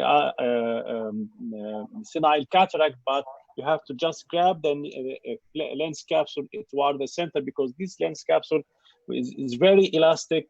Even after trypan blue to stiffen the capsule, sometimes it's always very elastic, as you have seen in this case. Another thing I want to emphasize that you have, while doing the posterior rhexis, you have to keep the posterior capsule either flat or slightly convex, but not concave. That's why Ahmed mentioned this, but I want to emphasize and stress on this, that you have to keep the posterior capsule slightly convex by injection of some OVDs, and I prefer dispersive OVDs, as Ahmed mentioned, or just keep it flat. But if you can make it concave, it would be quite difficult to do the posterior rhexis. And of course, the optic capture through the posterior rhexis is very efficient for two things: for prevention of PCO and for stability of the toric lenses. I have been performing this maneuver in some cases of rupture of the posterior capsule when the patient is assigned for toric lens.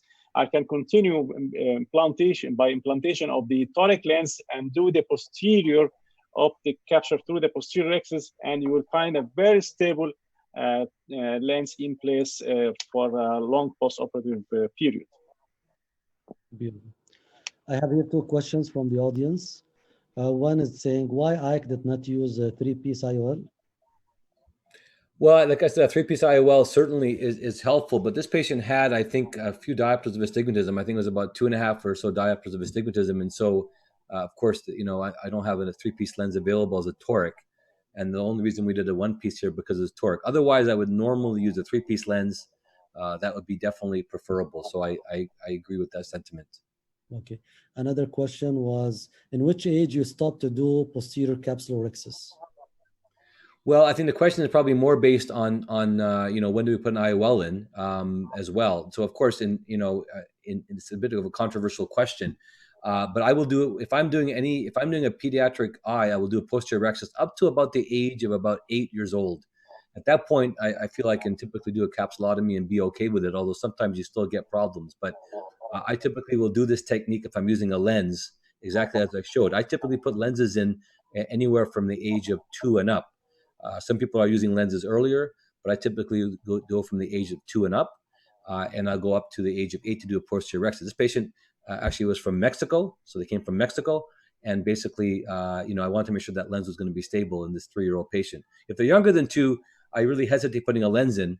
Of course, you need to then, of course, do a posterior axis, but in that case, you have to do a vitrectomy now because there's no lens in the bag in my situation. Beautiful. One last question, which is related actually to the posterior capsular axis. There are some surgeons who prefer to do posterior capsular axis, and this is not pediatric cases, this is posterior capsular axis, and I want to get the feedback from all the speakers. Some surgeons prefer to do posterior capsular axis almost routinely on any cases, and I'm discussing here even adult patients. What's your point of view, guys? And I'm going to start here from Oday, going down to Ike again. I always ask, if I'm having surgery on my eyes, what do I want? I want Ike to do my surgery, but I also don't want a primary posterior capsular axis given my age. So in an average cataract patient, there's no need to do it. You can always certainly do a very controlled and safe YAG laser capsulotomy in the future as needed. Seth, same thing? No, I don't do the primary posterior axis in every case, just in pediatric cases and cases with the rupture of the posterior capsule. I'm trying to turn the break into a rounded posterior axis. Richard? It's an interesting question, isn't it? Depends who you talk to. If you talk to somebody like Rupert Menapace in Vienna, he's been doing routine posterior capsulotomies at primary surgery for 20 or more years. And he will swear by this. You talk to Jason Jones in the US, he also does the same thing. They would say that it's an easy technique to do and it works very well. If you talk to Marie-Josée Tassignon, she'll be using her bag and the lens, and routinely on all cases will do a posterior capsulotomy. If you talk to Albert Galland before he died, he would say, well, I did it many years ago and there were problems associated with it. So I think, you need to look at the literature and you need to make a decision. I don't think there's a wrong or a right answer here. I see. Ike? I think Richard has summed it up very well. I personally don't do it routinely, though, for adults. So the consensus here that nobody agrees on it as a routine step in your procedure. And one last question, and we'll move to the next case. That's coming from Dr. Muhammad Sami. Why no anterior vitrectomy was done in this pediatric cataract case for Dr. Ike? Because you don't need to. I'll give a more answer than that. I mean, why do you need to do an anterior vitrectomy? The reason we do anterior vitrectomy is to prevent secondary proliferation of cells onto the anterior hyaloid. Otherwise, there's zero need to do vitrectomy. In fact, I think it's more invasive to do vitrectomy, and we're asking potentially for some risks. By putting the lens in this optic capture position, posterior optic buttonhole, we create a barrier. The barrier basically prevents those lens epithelial cells coming from the equator, growing onto the posterior capsule. They stop at the area where the junction is with the lens. There's no exposure to the anterior hyaloid. And so therefore, there's no need to do it. I argue with many people over this, ferociously for a long time, but I have patients who have been following for many, many years. It's fantastic. These visual axes stay clear. The vitreous isn't touched. There's absolutely no reason, unless the vitreous has pathology in it. It's a different story. So that is basically the reason why we don't need to do it. Beautiful. Thank you, Ike. So we'll move to the next case. And in the next case, Ahmed Assaf will be talking about posterior polar cataract in the technique, and he encountered some complications and how he managed. And I'm going to ask you, Richard, if you don't mind, to do the discussion with him. After we finish, if there is a comment from Ike, I will be able to take them. Ahmed, اتفضل. Okay, this is a routine case of posterior polar cataract, and of course, it's not recommended to do the Hydra Dissection in these cases, rather than you should do hydrodelineation. So I'm just doing hydrodelineation. It's a soft cataract, and everything went just fine. And you can see that I'm about to finish. Of course, you don't have to allow the anterior chamber to flatten while switching the instrument or switching between the steps of the surgery. Just injection of OVDs and then move to the next step, which is irrigation aspiration. Everything went just fine. And this is the last piece of cortex. Again, injection of OVDs and then irrigation aspiration. This is bimanual irrigation aspiration. Now injection of OVDs prior to IOL implantation. And all of a sudden, I found that the posterior capsule has been already opened with a large opening. And you can see here. So the situation, the part, Ahmed, where the capsule rupture, just for the audience. Excuse me. Where I'm just gonna show again the part where the capsule ruptured. Yeah, just prior to just before, while doing the viscoelastic injection. Okay, this is almost clean capsule. Sorry. No, this is Ike. This is Ike. Ike is coming everywhere. Sorry. Yeah. Sorry, guys. The reason for that, I was asking to show the part because it was very important, as you will see right now. That most probably that I hit maybe I hit the posterior capsule, which is very thin in these cases, or maybe very weak in these cases, by the tip of the cannula, of the OVD cannula. This is my explanation. Ahmed, I reviewed the video. I think you moved faster than what you inject when you inject, and you will see. Yes, you will see, and that's important. I'll repeat it just. Maybe I was overconfident at that case, yes, because exactly. I'm about to finish. Yes. You pull out before he inject, and that's a good point for the audience. That just a few seconds and not maintaining the anterior chamber, it was enough to rupture the capsule or to lose the capsule. Sorry, Ahmed, but I thought it was an important point. Yes, of course, it's very important, and you can see this is a large break in the posterior capsule. Of course, injection of OVD is trying to tamponade the vitreous and trying to stabilize the things inside the lens capsule before proceeding to the next step, which typically in this case, I'm trying to convert this posterior break or the tear in the posterior capsule into a rexes. Of course, it's an odd rex, it's a very large one, but at least it has a rounded edge, so won't extend through the equator to the anterior capsule. And the most important in these cases of complicated cataract, that you have to preserve the anterior axis intact as much as you can, because this will serve a lot during implantation of the lens. Of course, this is limbal approachable anterior vitrectomy. Of course, I should have done another paracentesis to do the anterior vitrectomy through it, but I didn't do this in this case. Just I was confident that I'm doing a good anterior vitrectomy through the limbus. And now injection of OVDs and implantation of a single piece lens. Of course, single piece lens should be implanted in the sulcus in these cases. So I had to implant this lens in the bag. And in the presence of large posterior capsule here opening, so the lens won't be stable. So I have to do something extra to maintain the stability of the lens within the remnant of the lens capsule. So as you can see, I'm trying here to secure the leading haptic inside the capsular remnants, or let's say the capsular pockets here. And this is the leading haptic, and still the trailing haptic has the kissing phenomena that is already stuck to the lens optic. I had some time trying to dislodge this haptic from the optic of the lens. And okay, now the haptic is free. I'm trying now to bring this haptic already unfolded into the anterior chamber. So injection of OVDs. I'm trying to bring this haptic, the trailing haptic, back inside the lens capsule. Of course, injection of OVDs once necessary. I prefer dispersive OVD, and slowly we can now flex this haptic with the Coughlin hook or any other instrument, and just to bring this haptic inside the lens capsule. Now, this lens won't stay. You can see here, and maybe still not in the correct position. Okay, I'm rotating now the lens, trying to bring the haptics above the maximum area of the posterior lens capsule support. And this lens won't stay unless I have to do the reverse optic capture.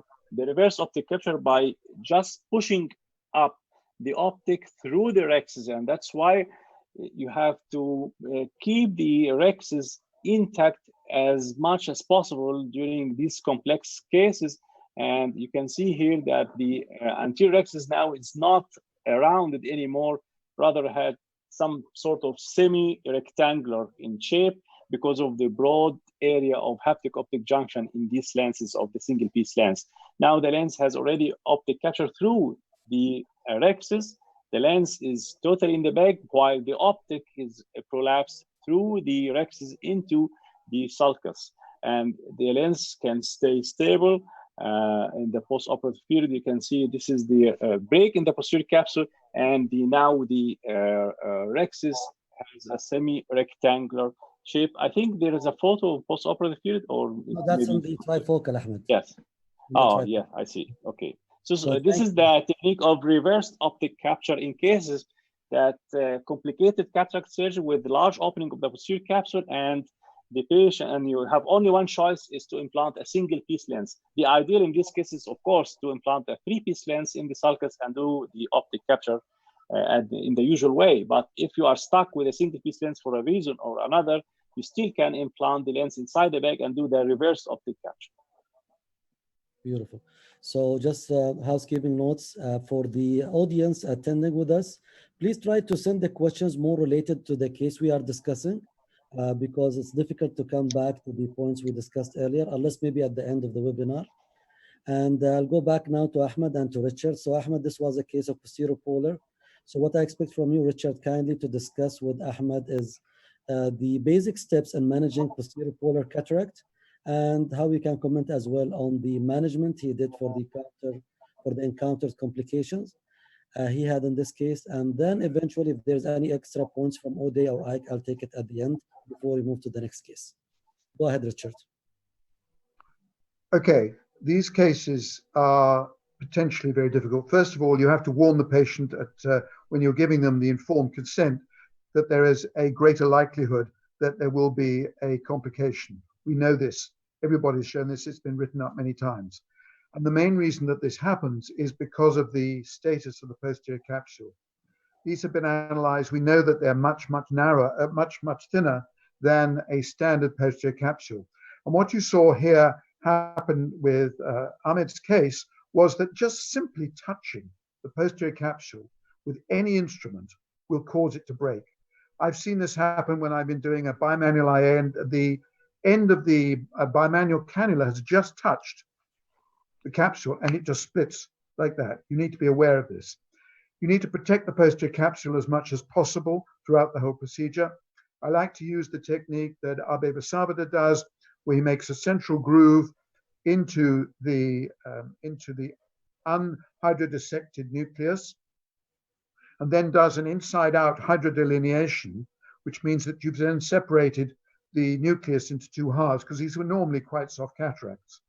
Once you've taken out that, you're left with the epinucleus, and then what I like to do is to do a visco-dissection underneath the anterior capsulotomy to bring the soft lens matter up towards me, and then I can aspirate it safely away from the posterior capsule.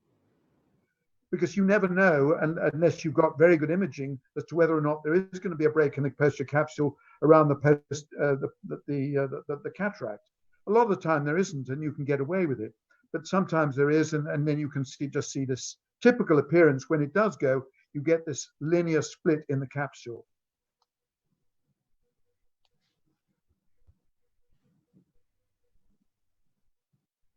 Okay. Uday and Ike, any comment from your side? Well, I think it's pretty well said. We should probably just, in the interest of time, move forward. Beautiful. Thank you. So, great job. Yeah, beautiful. I think we'll move now to the next case, which is traumatic cataract. So that will be given by Ike. And again, Uday, I'm going to ask you to kindly do the discussion with him. Sure, we can play the video here. But maybe if you don't mind, let me stop the audio first of all. And again, housekeeping notes for the audience. The main page is the webinar on the website of epomec.ae. Though we have 215 now on the YouTube channel, so I cannot monitor the questions from both sides. If you have a questions, you can send it on the webinar page. It's going to be easier to monitor both of them. And now we'll come back to the traumatic cataract. Ike, it's all yours. Sure. Now, this is a traumatic case of the anterior capsule being ruptured with some iris trauma. It happened about a few weeks prior to presentation here. And what we're going to first do is basically remove some of that cortex. This is a softer lens here. And just to visualize what's going on. And while we have the eye handpiece in the eye irrigating, we're injecting trypan blue because we need to be able to see what's happening. It's hard to tell what's going on. And you see this very large central capsule defect present, but we don't know what's happening beyond that. You can see we have posterior synechia present here, and we're trying to release that, but there's fairly strong adherence. And if I push and pull too much, it could cause that tear to run further. So to be very mindful of that. There's some advantage in waiting a little bit before rushing into surgery. It does allow the capsule to fibrose a little bit. On the other hand, the problem, of course, with inflammation and glaucoma and synechia formation is counterbalanced that potential benefit. These cases is really quite a, you have to kind of customize your approach in these cases here. And I've decided to leave the synechia present and then go ahead and remove that cortex material, soft lens material. We didn't know whether the posterior capsule is intact or not, so we're just being cautious. And as Richard said, a bit of viscodissection kind of helps to bring that cortex to the center, allow me to grab it and remove it. Again, before coming out, I always really love, oh, look at that. The pupil's like a heart shape. That's so cute. I'd like to inject viscoelastic into the chamber before coming out. I just noticed that right now, actually. Now you see the Kugeln hook is being used to manipulate the iris. It's fairly adherent. Usually I'm able to release it quite easily in a normal case here. And I'm going to inject more viscoelastic to separate some of the peripheral iris from that capsule, taking a peek and seeing what's going on there. You see the pigmentation on the anterior capsule. We were able to release a little bit there. That's present. And you can see again the extent of this capsular opening. You can see that it's quite ovalized, but there's still anterior capsule we can see present. I've been able to release the temporal side now with the Kugeln hook, and there's still some peripheral capsule rim there. However, the nasal side is fairly adherent, and here I'm going to basically use a pair of microforceps to hold the iris to provide countertraction while the hook is being used to bluntly dissect off the synechia. So 2 instruments is nice to be able to manipulate both the iris and the capsule. Again, we're going to just check the integrity of the capsule bag here, checking that out again. Same thing on the inferior and the nasal side. We're just basically stripping the iris off, but we're using the Kugeln hook as countertraction while we do that. And again, I think now we can see that we have pretty good, opening of that pupil, and we released it from the capsule for the most part. Taking a peek at the supranasal part, there's a bit of a question mark in terms of the zonular integrity. We felt that the IOL could be placed in the capsular bag here, injecting viscoelastic here. We've been able to open the capsular bag. A lot of these cases is a lot of improvisation. Look at the zonular defect there. See that? You can see that edge of the capsular bag there, but it's localized. So I felt that, I can leave it alone. I felt the cap retention ring, while I use it often, could be dangerous. It could cause the irregular capsulotomy to run out. Iris hooks are placed on the capsular axis edge just to support the bag while the IOL is inserted. And I'm going to be very careful to rotate the haptics to ensure that they have good coverage under the anterior capsule, because this kind of shows how we have a nice coverage between the haptics between the anterior and posterior capsule. You can see that still I'm taking a peek.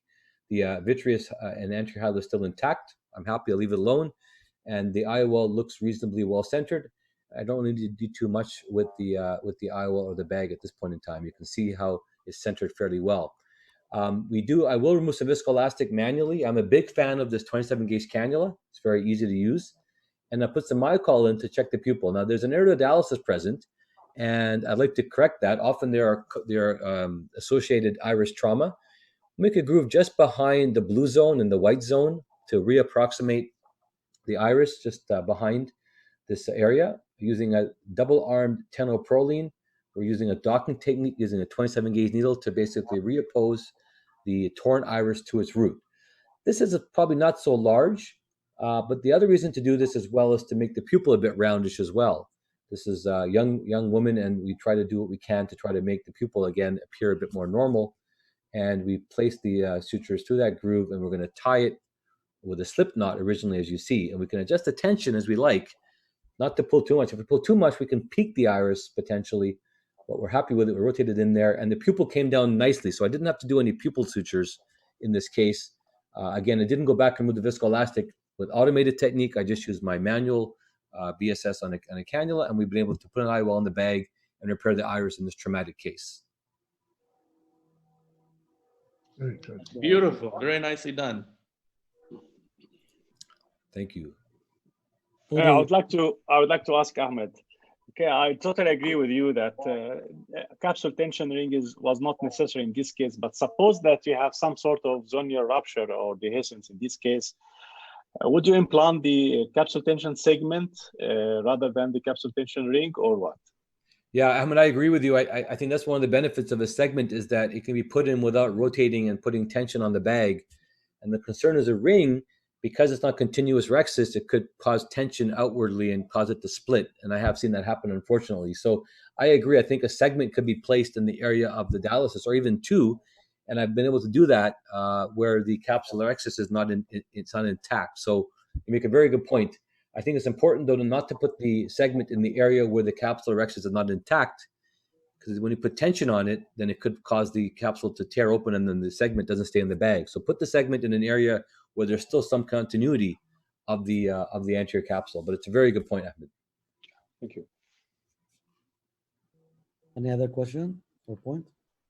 I'll go then for some of the comments or the questions from the audience. So we have hundreds of questions, but I'll try to get like things related to what we are discussing now.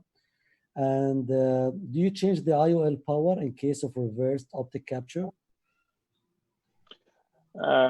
No, it won't make me big difference, maybe quarter a diopter or so. So I don't change the power of this of the IOL in these complex cases. No. Okay. Ahmed's right. Jason Jones and our group as well, we kind of get about a 0.3 diopter myopic change, which is small, and it will depend on the lens power though. So of course, if it's a really high power, it might be more than that, but on average it's small, and I agree with Ahmed's philosophy on this. Okay. Another question coming is, when do you prefer to operate traumatic cataract? Yeah, so I posted a case like this on Instagram, and many people answered they would go and do surgery within 1 day. And I had said, no, you can wait. Let the eye settle down. Let it calm down. Put them on steroids. Put them on IOP medications. We, of course, worry about pressure. We worry about inflammation. We worry about the cornea. But you don't have to rush in. We can control things. It's amazing how the eye can remain quiet, even for several weeks with the anterior capsule being violated. Of course, we don't wait too long, but we would want to get the eye to settle down a bit. They had just had trauma. And so in this case, I think we waited a few weeks. Of course, I'm worried about the cornea. If the lens is hitting the cornea, it's a concern. This is a soft lens material. The pressure is controlled, inflammation was controlled. And the advantage as well, I must say, is the capsule is a bit fibrosed now. So it does help a little bit in that sense, although it worked against me because I had some posterior synechia, and that was a negative. As well, the lens is more hydrated. So it's very easy to remove, actually, without even any Hydra Dissection, because it's already hydrated by being in the eye that long. So my message is, yes, something you have to go in right away for different reasons, but you can wait until the eye settle down a bit and then go in on your own timing. Thank you. So we'll move now to the next case. Actually, this is, we'll do I think we'll do the first video and then the second video immediately because it's only 1 minute. And both of them discussing non-ophthalmos. The first one will be with Uday. And Uday is all yours. I'm just gonna, once we start, I'll stop the audio there. Cataract surgery for a tiny nanophthalmic eye. Go ahead, my dear. So you can see it's a very tiny eye, 18 millimeter axial length here. The video sped up to twice normal speed. You know the issues here. Even with a good incision, and this is a pretty good phaco incision of a normal tunnel length, we're going to want to get iris prolapse here. You're going to get shallowing of the anterior chamber. You can use the specialized visco agents, as Ike shown you before, but even just putting your instrument in the eye is going to cause this iris to prolapse. So adding more viscoelastic may be a temporary fix. Instead, we need to get through this case. Now, one of the things that's important is in a tiny nanophthalmic eye, usually the lens is still a normal size, so 4 or more millimeters in anterior to posterior thickness. So getting that human crystalline lens out of the eye is going to give us a lot more working room. So you can see the rexus is being completed. Important to keep in mind, what's the normal size rexus you want? This eye also has a very small white to white. So I'm using forceps here that have, again, marks at 2.5 and 5 millimeters from the tip, so I can get that 5 millimeter rexus. You also saw that we can certainly keep adding viscoelastic as you need it. Always remember, like I tell my residents, viscoelastic is cheaper than vitreous. If you need to use it, just use it. So be very careful in Hydra Dissection, do a very minimal amount. And then obviously for nucleus removal, we're gonna wanna work within the capsular bag. Now you can do an initial groove, which will help to debulk the central endonucleus. But in this case, we're just gonna chop it right off the bat. So these eyes have a lot of additional risks, right? Of choroidal hemorrhage is a higher possibility. Lens calculations also are far less accurate in these eyes, in these hyperopic eyes. Very difficult to predict the effective lens position, where in the IOL will sit after all is said and done. So here's chopping the nucleus into many small pieces and emulsifying it right there at the pupil or iris plane. Be careful not to come close to the corneal endothelium. In terms of lens calculations, let me encourage you, you can certainly, even in the USA, get a 40 diopter IOL. If you do your lens calculations and it calls for a 44 diopter lens, which we cannot get in the US, do not do a primary piggyback right off the bat. Stick with one IOL, hopefully in the bag. So in a case that's higher than 40 diopters, I'll put in just the maximum 40 diopter IOL, let the eye heal up. You can always come back in a month or two or a year later and put in a piggyback lens if you feel there's room. Remember, in these tiny eyes, sometimes the sulcus is very minimal. So we're taking out the rest of it. Notice the position of the chopper underneath the nuclear pieces protecting the posterior capsule here. So very important to have that protection so you don't inadvertently touch the posterior capsule. We can do the IA, finish up the case here, but these are the important issues in a non-ophthalmic eye. We can do some discussion too, Saleh, while the rest of the video plays, if you have any comments. Yeah. Any questions or comments from you guys as well at the same time? I want to highlight that two-step piggyback is perfect in these cases, because if you do just piggyback two lenses in these tiny eyes, most probably you will get glaucoma. It's very high incidence to get glaucoma, and you cannot hit the target refraction precisely. So I totally agree with Uday that stick to one lens and then come back later after some time and then implant another lens if necessary. It's better chance to avoid glaucoma and to hit emetropia precisely, or to hit the target refraction precisely with this maneuver. I agree, and I think if you're outside the US, sorry, Uday, Human Optics makes lenses that can go over 60 diopters and customized, and they're quite nice as an option as well. Zeiss do as well. Yeah, the Zeiss goes up to about 45 or so. I think the Extreme D, I understood, is no longer available. 65. Oh, is it? They've stopped, have they? Yeah, they stopped the Extreme D. As far as I know, I used to use the Extreme D a lot, but then I was told they don't make it anymore. But yeah, I haven't used one for a while. check with your Zeiss person, but we've had to use a human optics, and they both, I think, are options. The human optics is an open haptic design as opposed to a plate as well, which is kind of nice to use in these smaller eyes. But I like the Extreme D, actually. I did use a fair amount of them. And then the other thing I think Uday, you may mention about mannitol. Good point.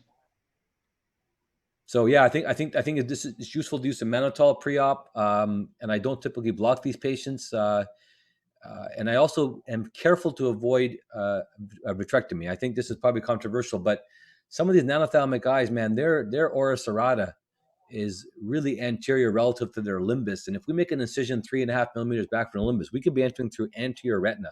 Yeah. We'll discuss this one in the next video, and I think this is with Richard. But I have a You're very going to see that next. Okay. Since we are in the discussion here, just quickly, I have a very nice comment from Dr. Khalid Khalifa.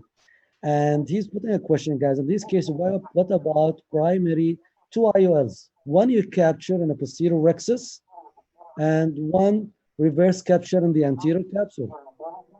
No, I would stick with one IOL only in the capsular bag. Saleh, you said it perfectly. The lens calculations are very inaccurate.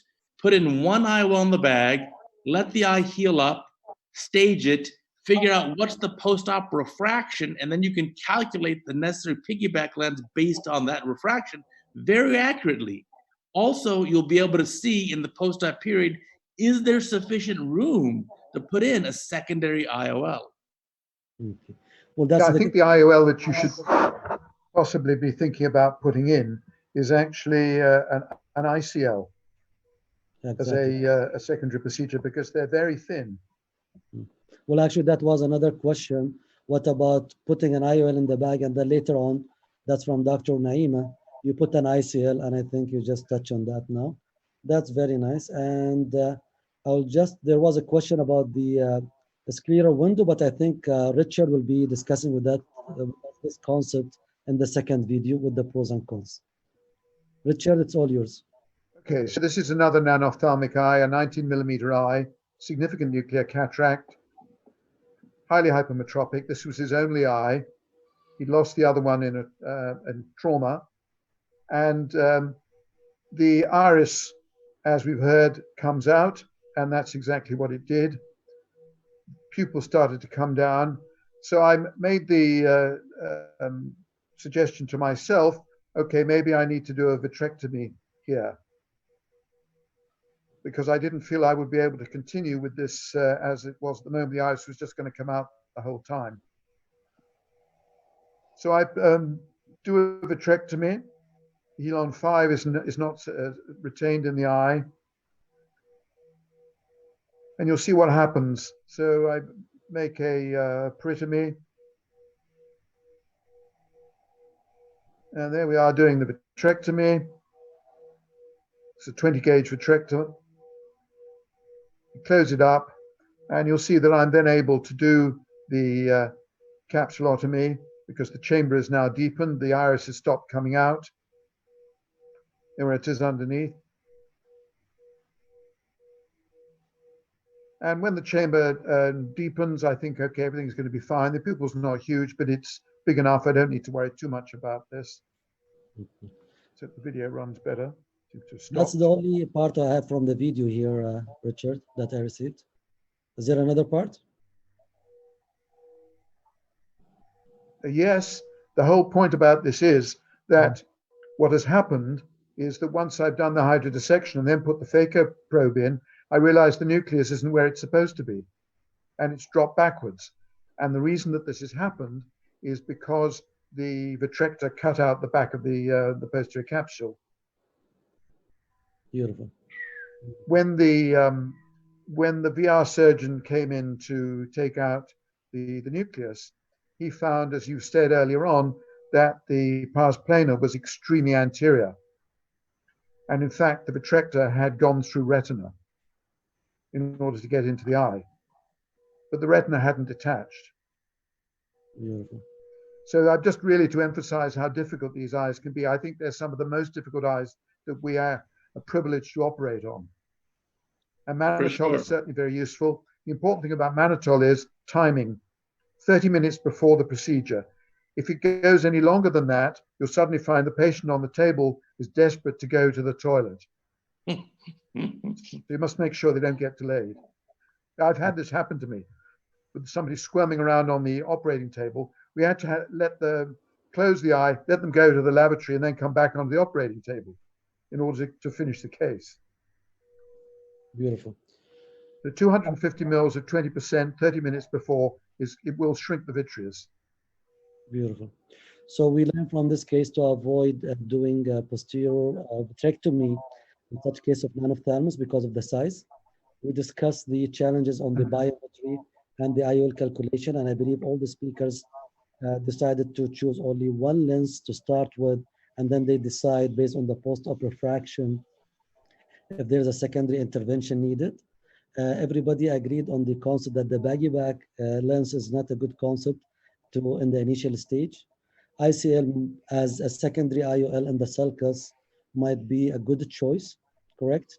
And I'm not sure if you mentioned that. I was busy all day in the reviewing the questions.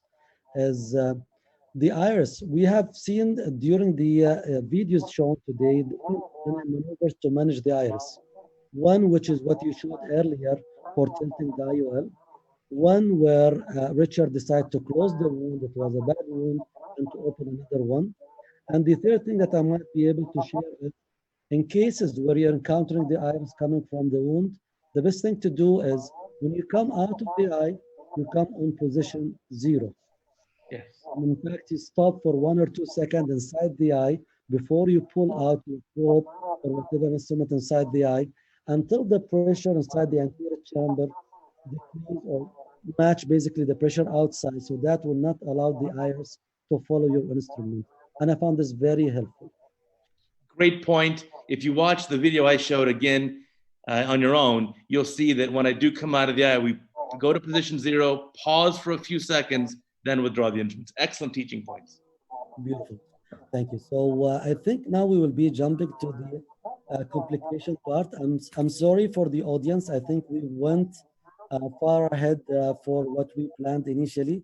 I think I'm not sure exactly how many we have now with us on the YouTube, but we'll be checking that now. And for the questions, the people on the webinar as well, they can share the questions separately.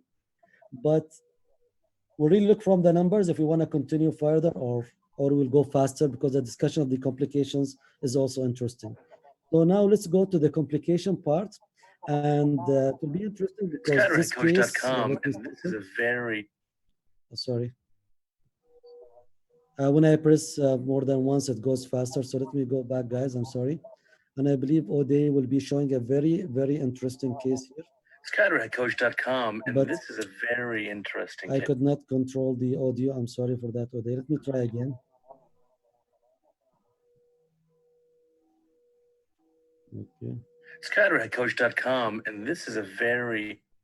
Ode, I'm sorry, I cannot... That's okay. Yeah. So I'll go back and I will let it go as it is. It's cataractcoach.com, and this is a very interesting case. This is a case that's done by a novice surgeon, and we're going to run into some serious complications here. And the complication is going to happen right about now. Watch carefully. To create the Capsular Axis, the novice surgeon pokes into the capsule, isn't sure what he's grabbing, and starts pulling. It's a little bit flipped over, and here's where you should stop and grab and rotate. Instead, he pulls straight towards him and right out of the eye. Wow, what's the problem now? Well, we can't continue this capsular axis, and we have a large area superiorly, subincisionally, that's radialized out towards the lens equator. So what we're going to do, I'm intervening now. I'm sitting in the assistance position, and we are making a can opener type capsulotomy. We'll do this for 360 degrees. And why do we do this? Because the can opener capsulotomy has many areas where the forces that we'll have during surgery can be spread outwards. If you just have the one radialized area, all the force will go towards that one area, and it can zip around to the posterior capsule and rip the capsule right open.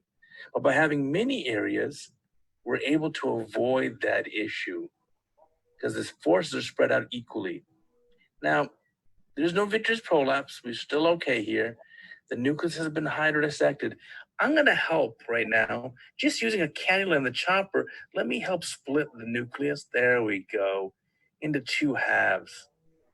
Now, when the novice surgeon puts in the phaco probe, I can be the chopper hand and help bring the pieces towards the phaco probe. So now you're seeing 2 surgeons operating. Straight ahead, coming from the bottom of the screen, which is the patient's superior position, that's the novice surgeon. And to the right, the chopper, that's the professor. Now, as we feed the nucleus into the phaco probe to emulsify it, things are going okay. So we can still have a nice normal case here. Just have to be very careful. Now it's time for removal of the cortex. Very important here that we're sufficiently deep in the eye and under the anterior capsular rim. Avoid grabbing those flaps of the capsule. We just want to take the cortex out now. So nice and easy, very careful, removing the cortex as best we can.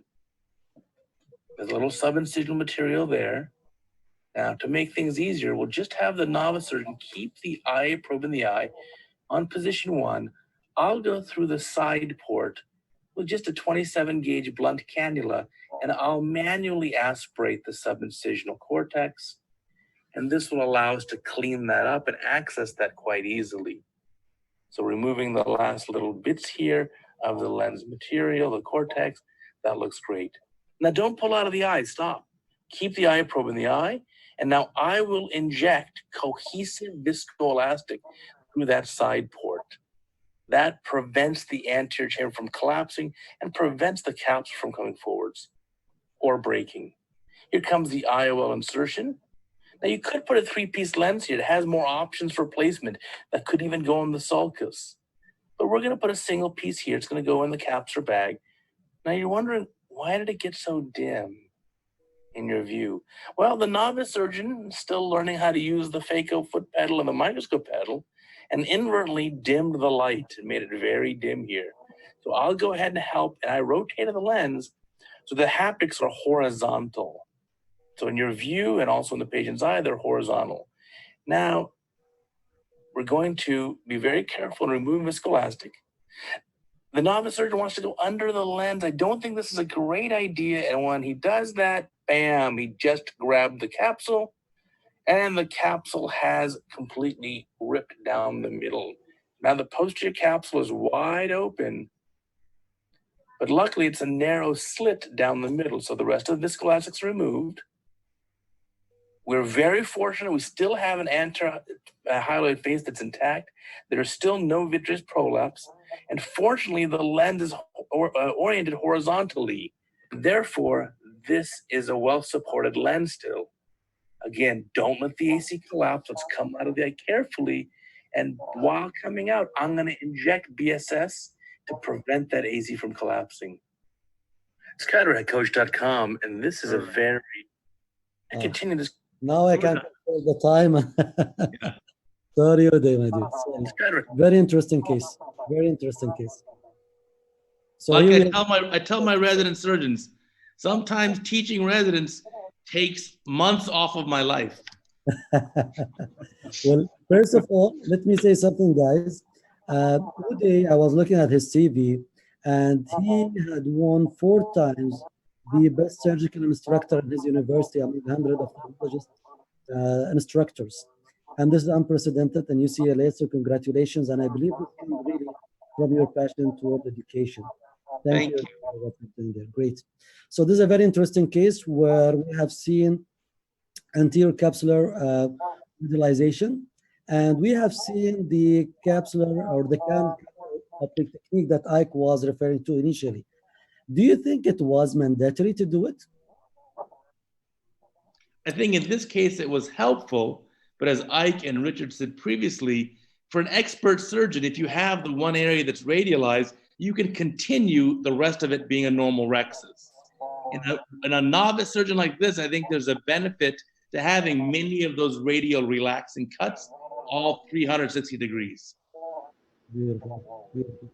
Any comment from you, like Ahmed or Asaf, Richard, before we move? No, just beautiful surgery. Beautiful. Well, Yeah, that was incredible. That was that was an expert adventure. resident. No, but it's an interesting case. Thank you. So we'll move now, and I believe there are two cases that will be shown by Ahmed, and I will show them after each other, just to consider the time. We are running like 10 minutes behind the time, and so far we have up to 600 between the website, www.epomec.ae, and the YouTube channel. And we'll try to finish within the next, let's say, 20 minutes maximum to respect the time on the schedule. Sorry for the delay. So Ahmed, you'll have two videos together. You go ahead, please. Okay, this is a case of white cataract. Can you just play it from the very beginning, please? This is sorry, I moved it. Okay. Yeah. Okay. This is a case of white cataract that's already complicated by radial tear. So I continue phacoemulsification by prolapsing the nuclear pieces inside the anterior chamber and did phacoemulsification. But before the last quadrant, I had a suspicion that there is a rupture of the posterior capsule. So no harm if you have any suspicion to stain the vitreous, if any, by the diluted triamcinolone acetate. And it was positive in these cases that I had already vitreous prolapse toward the main incision. So I did just dry vitrectomy here, as you can see, just small and minimal dry vitrectomy to clear the path for the IOL implantation. And of course, in these cases, I assign 3-piece lens, and this I apply the scaffold technique by implanting the lens in the very beginning inside the anterior chamber. I try to manipulate these nuclear pieces above the optic of the lens, and the value of this lens that the optic of the lens will plug the break inside the posterior capsule, preventing vitreous prolapsing more inside the anterior chamber. Then you can continue phacoemulsification, or in this epinuclear pieces, you can just continue with vitrectomy, but just try to manipulate the settings of the vitrectomy. Here, I'm using low cutting rate, high vacuum, high aspiration. The low cutting rate is allowed to mold those semi-hard epinuclear pieces, as you can see, aided by the second instrument, by the irrigation piece in the left hand, to mold it inside the port of the vitrector until you can get rid of all the vitreous and all the epinucleus. And this is the lens. Now we can replace the lens inside the sulcus if you have enough capsular support. In this case in particular, I didn't have enough capsular support, so I fixed the lens to the sclera by the Yamani technique, which is not shown here. Saleh just cut the video. So we can move forward now for the next case. And this is another case. It's a routine cataract case for phacoemulsification. It was a soft cataract. And this lady has already implanted with a trifocal lens in the other eye. This is the left eye. It was a nuclear 2 cataract. And just before the last epinuclear piece, you can see I'm trying to prolapse those pieces outside the eye. And you can see we have here a break inside the posterior capsule in the upper temporal quadrant here. So as a routine, don't pull out, just replace, try to inject OBD and remove the foot pedal to position number 0, and then inject OBDs, dispersive OBDs, of course, preferable in these cases, and before pulling out the instruments from inside the eye to outside. And as you can see here now, we can continue with the vitrectomy. And again, this is a limbal approach vitrectomy here. Here, just manipulating the settings again, reduce the cutter rate, slow cutting rate, just to deal with the epinucleus. But if I'm going to deal with a vitrectomy, of course, I would use the highest cutting rate possible in these cases. So this is low cutting rate aimed to get rid of those epinucleus parts still inside the anterior chamber, together with high vacuum and high aspiration. And then, as you can see here, with the limbal approach, you are inviting more vitreous from the posterior segment toward the anterior chamber of the eye. You can see this is the stretch on the posterior capsule here. So I shifted now to the pars plana anterior vitrectomy, and you can see that now the vitreous can be pulled from inside the anterior chamber back to the posterior segment of the eye.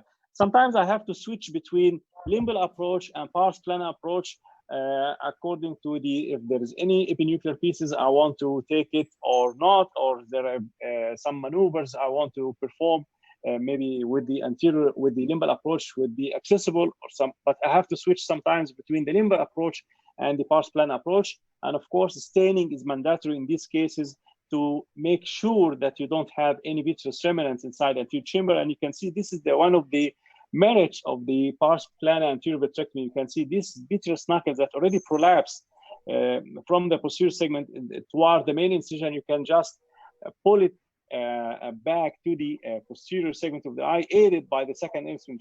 Just move it here toward the posterior, toward the vitrectomy probe, and you can see that can be sucked or prolapsed directly toward the posterior segment of the eye. So I prefer to do in these cases pars plana anterior vitrectomy because it avoids inviting more vitreous from the posterior segment toward the anterior segment of the eye, and again avoids overdoing vitrectomy with the limbal approach, because this will end up with the hypotony and makes the things more complicated with implantation of the IOL. And you can see here that after pars plana vitrectomy, I didn't expand the tear of the posterior tear, and I have enough remnant of the posterior capsule, so I can still can implant the trifocal lens. And as you know, these lenses mostly comes with the single piece form, not the multi-piece form. So I could continue my plan and implant this lens inside the capsular bag. Of course, I had to manipulate the lens to bring the haptics in a horizontal fashion away from the side of the tear of the posterior, in the posterior capsule. Sometimes you have to move carefully those haptics inside the capsular bag. Anyway, try to bring those haptics perpendicular to the site where the posterior capsule tear is. And this is the final step here. Maybe I can do some irrigation aspiration. And if there is some remnants, you might see some remnants of the cortex in the next video here. You can see this is the lens trying to now adjust the lens centration according to the Purkinje reflex, just making the Purkinje reflex centered on the most central ring of the diffraction rings inside on the lens optic. This is irrigation aspiration, and then stromal hydration. If you are not sure about the stability of the lens or the stability of the anterior chamber, you can take one stitch to the main wound. There is some cortex fiber here after irrigation, after stromal hydration. We can just manually aspirate it because I don't want to do too much turbulence after washing out the viscoelastic from inside the anterior chamber. You can just aspirate those cortical fibers, and you can see this the lens has very good centration. And this is the post-operative period of the post-operative photo 1 week after the surgery. So the key point here, in this case in particular, the pars plana anterior vitrectomy does not extend the tear in cases of rupture of the posterior capsule, and prevent overdoing vitrectomy that prevents hypotony of the eye and does not invite more vitreous from the posterior segment toward the anterior chamber of the eye, as does the limbal approach of the anterior vitrectomy. Okay. Thank you, Ahmed. That was a very lovely 2 cases that you showed. And I'm going to start from the end. I'm going to ask a question just to respect the time, and I want to get a feedback, yes or no. So Ahmed thinks that he was able to maintain as much possible capsule because of the posterior approach for his vitrectomy. Is that correct, Ahmed? Yes. Okay. For me, yes. Okay, that's fine. Uday, do you agree, or do you have a different point of view? Yes or no? You are muted. I cannot hear you. Sorry. Yes, I agree. We do the same thing. The pars plana approach for an anterior vitrectomy works beautifully, and most importantly, it pulls the vitreous back down where it belongs, instead of the anterior approach pulls it up. So we teach both to our residents, and in this case, I think Ahmed did a perfect job. Okay, so Richard, do you think posterior approach is better to maintain the capsule, as in this case, versus limbal approach? Yes, but I think I have reservations about everybody doing a pars plana vitrectomy unless they are prepared to deal with breaks. I mean, at the end of the case, if you use the pars plana, you really need to go and look around the peripheral retina. And I think most people, most anterior segment surgeons would not necessarily feel comfortable doing this. I know in the US at the moment it's very popular to teach this, and I've certainly done some of this, but I think I would have some reservations. If you are going to do this, you have to make sure that on day one, somebody has a good look around the retinal periphery. Absolutely true. Great point. You definitely have to check in the post-op period for entry site breaks. Ike, any comment? Yeah, I think I kind of agree with what Richard said. Most of the time with PC Rens, I don't typically need or do a pars plana approach, although I will in some cases. And I think that Ahmed is correct that if you think about the physics and the infusion and where you're removing substance, that break is likely to get bigger if we go anteriorly. And I think removing vitreous from behind, I think may help preserve that so we can actually end up keeping more capsule. So I think that's physics is right. And if you're intending on doing that with a multifocal, like you showed here, then that would be, I think, the best approach if you're comfortable with pars plana approaches. Otherwise, for most of the time, it's anterior. So the teaching point for the audience here, that the experts believe that the posterior approach possibly is even a better approach as long as you can monitor the retina status after the surgery and you have the skill set required to be able to do the pars plana approach, correct? So we'll agree on this one. The other one, Ahmed, you implanted trifocal, and there's a question I'm getting, how much you can judge, whether from your side or from the audience, that this capsule is enough for me to put an IOL in the bag versus the just go ahead for the sulcus? It's not a matter of the size of the break only, but the matter of the site of the break. So in this case, I was lucky that the break was in the upper temporal quadrant. So I have almost 2/3 of the lens capsule intact, and I can rely on the inferior fornix to support the lens when the lens is implanted inside the bag. So suppose that if the break in the lower quadrant, if the break is in the lower fornix, so most probably I won't be able to implant the lens on the posterior capsule without optic capture, without the reverse optic capture, that technique I have shown before in the one of the cases before. So according to the site of the break, generally speaking, 2/3 of the lens capsule for me is enough to implant the lens, but keep in mind that the break should be in the upper half of the posterior capsule, not in the lower half. This is my insight. Ike, what do you think? I was going to say that I think that if you have capsule leaflets present behind the area of the haptic, even if it's more than half lost, I think you can still slide it in and you have the fibronectin bonds forming quite quickly and the adhesions present if you're lucky enough to have that. Otherwise, reverse optic capture is a manageable solution. We talked about that one already. But he was planning to put a trifocal. Would you do reverse optic for this trifocal? Well, again, I mean, if the posterior capsule, I could put the haptics over the posterior capsule and be maintained, I think that's okay as well. But I've done reverse optic capture in these cases. I think if the capsular axis is centered and round and reasonably well, and you can't use the posterior capsule, then I think it's a reasonable approach, certainly.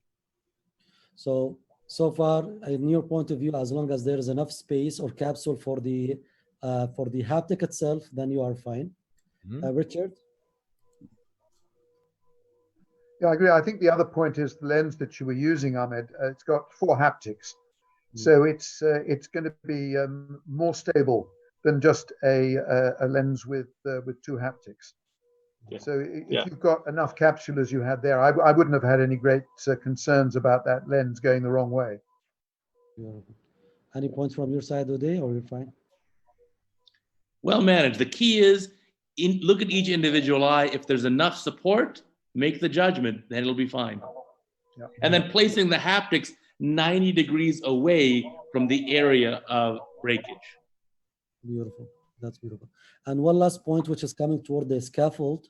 I believe, Ahmed, you showed very well that if you still have only a small quadrant or something like this in terms of nucleus, then you put a 3-piece IOL as a scaffold in the sulcus, and you're doing your phaco for the remaining quadrant, and then you can continue implanting for the IOL. And I think this is a very good technique as well. I put the IOL in the very beginning inside the anterior chamber, not in the sulcus. in the anterior chamber, both haptics inside the anterior chamber, then do the phacoemulsification, do the things that you want to clear the anterior chamber, then replace each haptic one at a time in the side in the sulcus, or you can do the whatever the intrascleral haptic fixation if necessary, or suture to the iris if necessary, if you don't have enough capsular support or you don't have intact anterior axis. So let's move for the sake of time. The last complication, which is shown by Ike. Go ahead, please, Ike. Are you on mute? This is the case where it's kind of what Uday said. You know, we supervise residents. I mean, supervise is a loose term. Sometimes we're perhaps, you know, doing some other things. And this often happens when we're not in proper centration, when the eye is moving a lot, as you see here by the movement of the handpiece, which is typically occurs because the grip and the hand position is not ideal. And this is during cortical removal. And often, you know, you're focused right on what's happening in the tip. So tunnel vision is a very common issue. You can see how the surgeon is grabbing the incision, trying to pull the eye back toward temporal, where the eye is being pushed. So it's kind of going against each other. And you can see there's what appears to be some pretty tenacious cortex here that's present. And again, it's not uncommon. We all do this. We focus on what's happening at the tip and we forget what's happening around. In this case, what's happening around the capsule, what's happening in the rest of the eye, what's happening in the incision, what's happening with our hand pieces and our grip of our hand. And I think you probably are starting to get an idea that this is not really all cortex, that this is actually part of the capsular bag. So this is, you know, a bit of a shock. And fortunately, the entire capsular bag was not removed. And I think the right thing to do here was, I think when I realized and I saw what was going on, we stopped and I said, listen, inject viscoelastic in the eye. Let's reassess, reflux back off, and then let's see what's going on. In this case, you can see it's about 180 degrees dialysis nasally in an eye that did not have previous known zonulopathy. It appears to be iatrogenic in nature. And you see the bag now has been reinflated, but you see some cortex there. So we're going to have to reassess. And at this point, I'm taking over and looking and seeing, and I'm using, again, very simple manual aspiration of cortex. So again, this is an art that's often forgotten with automation now, but using the 27-gauge cannula, which is the most underutilized instrument on your tray, to irrigate and then aspirate, slowly removing the cortex without irrigating in the eye, is much more controlled, reduces the turbulence, reduces the risk of vitreous prolapse. It does take longer, but you can see it's so controlled and relaxed. I feel relaxed just saying this. You know, I feel like I can see Richard's having a nice drink at his home. I don't drink, but I feel pretty relaxed talking here. So we have the viscoelastic in the anterior in the bag now, and I have to make a decision. Will the CTR be enough? Now, I certainly thought that a segment would be needed or sutures device would be needed, but this patient had good zonules temporally. We're injecting the CTR into the bag toward the dialysis, which was ideal. It uses the tension of the existing zonules to hold the bag while we're injecting the first half of the CTR.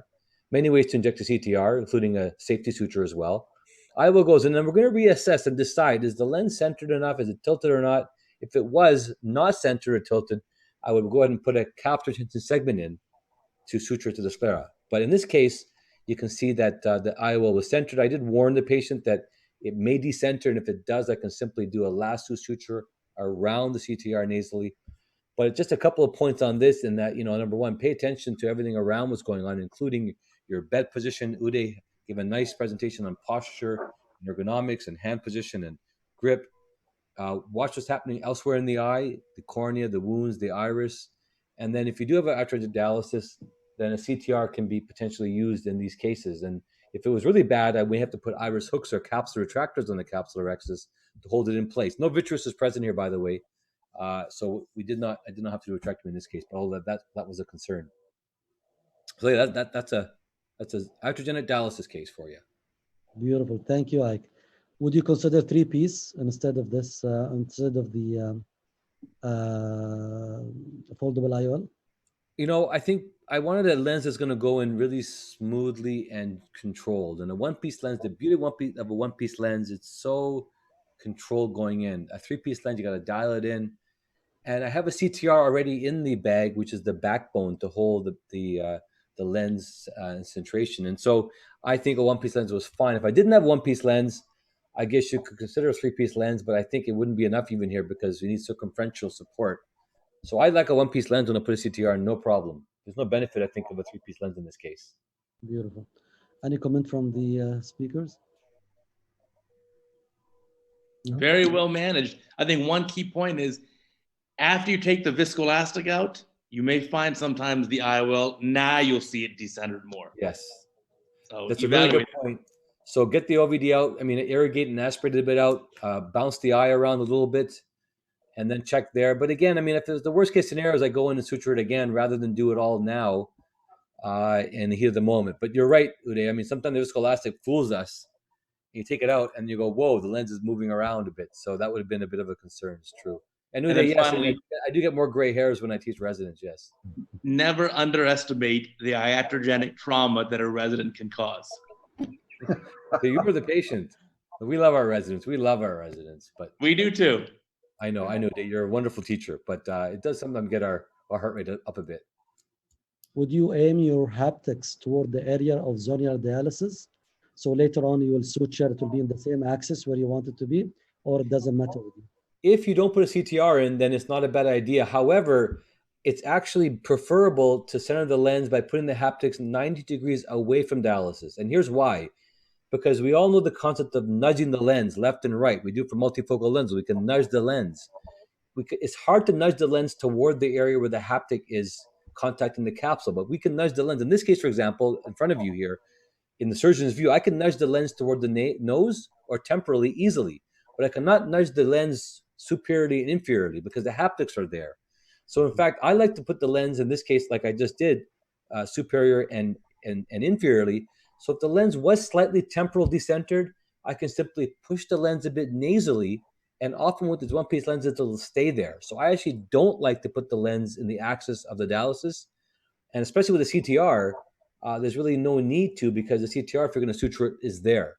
And by the way, if the CTR wasn't even in there, I will still go ahead and suture both haptics. In most cases, if I have to go back and suture a lens in the bag that's dislocated, trauma or suturefoliation, I don't think it's advisable to only suture one haptic. You're in there, suture both haptics to be sure, to make sure the lens stays centered anyways. Beautiful. So we still have 600 with us between the website and the YouTube. So that's beautiful numbers. I would never expect such numbers, to be honest. But I believe the discussion that you guys are carrying on and the cases is really very attractive for all of us.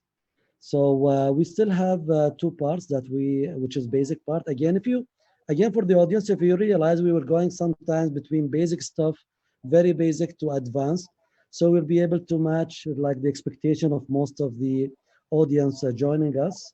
Again, the webinar will be on the YouTube channel for the EPOMEC, and we'll carry on with the next two cases or presentation from Richard. And if any questions, maybe we can put later on the context for the speakers, where you can send the questions directly to them.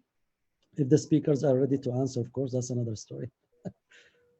So, IA, and this is for you, Richard. Mm-hmm. Okay, so if you've got a lot of epinucleus, what you want to try and do is to pick it up with if possible, with the phaco handpiece. Just be aware, though, that epinucleus is much more fragile than cortex. And we'll see in a moment how using the cortex actually is an advantage for getting this out. Also, if you're using settings that are too high, you won't be able to pick up the epinucleus. It'll just break off. So here we are. This is my bimanual IA. I'm going to go in. I'm going to get the cortex and actually use the cortex to pull the epinucleus forward. Once I get it far enough forward, then I'll be able to slip my irrigation handpiece underneath to lift it up and then start to free it. Here we go. So we're going to lift up and we'll get underneath it. Here we are, lifting it up. Now I'm freeing it. This is where the Hydra Dissection has not been as good as it might have been. Now we can go and change hands and we'll lift it up from the other side. So now we go underneath again and lift it up And then it's easy to deal with because it's completely free. I think this is one of the big advantages of the bimanual approach, is that you can do things with both hands, which you really can't do if you're using coaxial. So here we are again, just with the phaco tip. This is fairly free, so it'll come fairly easily towards the tip. And just by manipulating it around, you'll be able to free it up and it will disappear. I like to keep the phaco probe horizontal and the tip turned sideways. Also, make sure that the eye is firm before you try and put the IA tip in. Otherwise, you won't be able to get it in, particularly as in this case, I've done some limb relaxing incisions. But you go underneath the edge of the cortex, the edge of the capsule, and just bring it forward. I don't know if it's jumping for you, but it's jumping around for me rather than the video. So we've done one half. We now can change hands and go in and get the second half. And it means you never have to worry about the subincisional cortex, which is always can be a bit of a problem with the coaxial. Although I think that the soft tips that are available, and we'll see that in a moment, make it much easier. So here we are, we've got it all together. We just bring it into the center in the safe area and remove it safely, always keeping the aspiration port pointing towards the dome of the cornea. So now we're going to move on to a coaxial.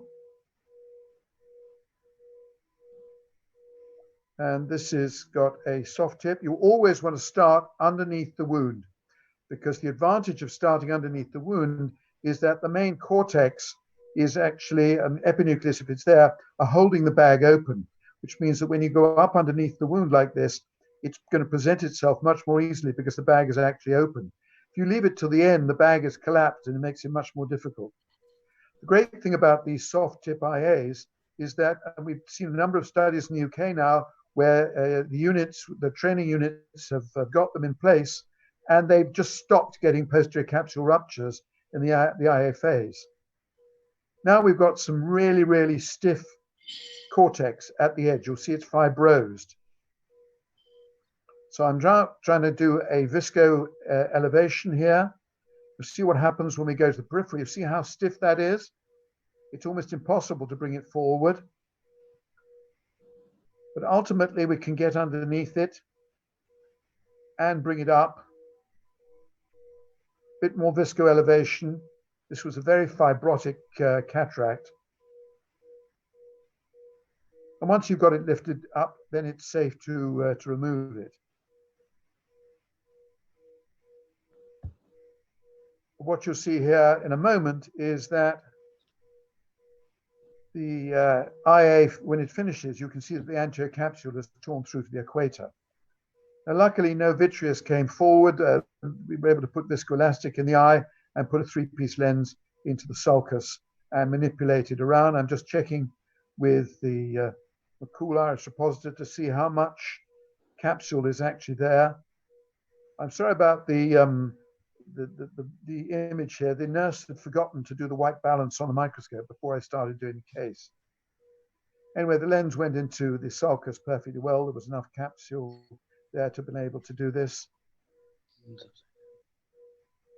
And you see I'm now positioning it and it centers just fine. And then the case is finished. We can just take out the viscoelastic. I won't be going behind here to take it out.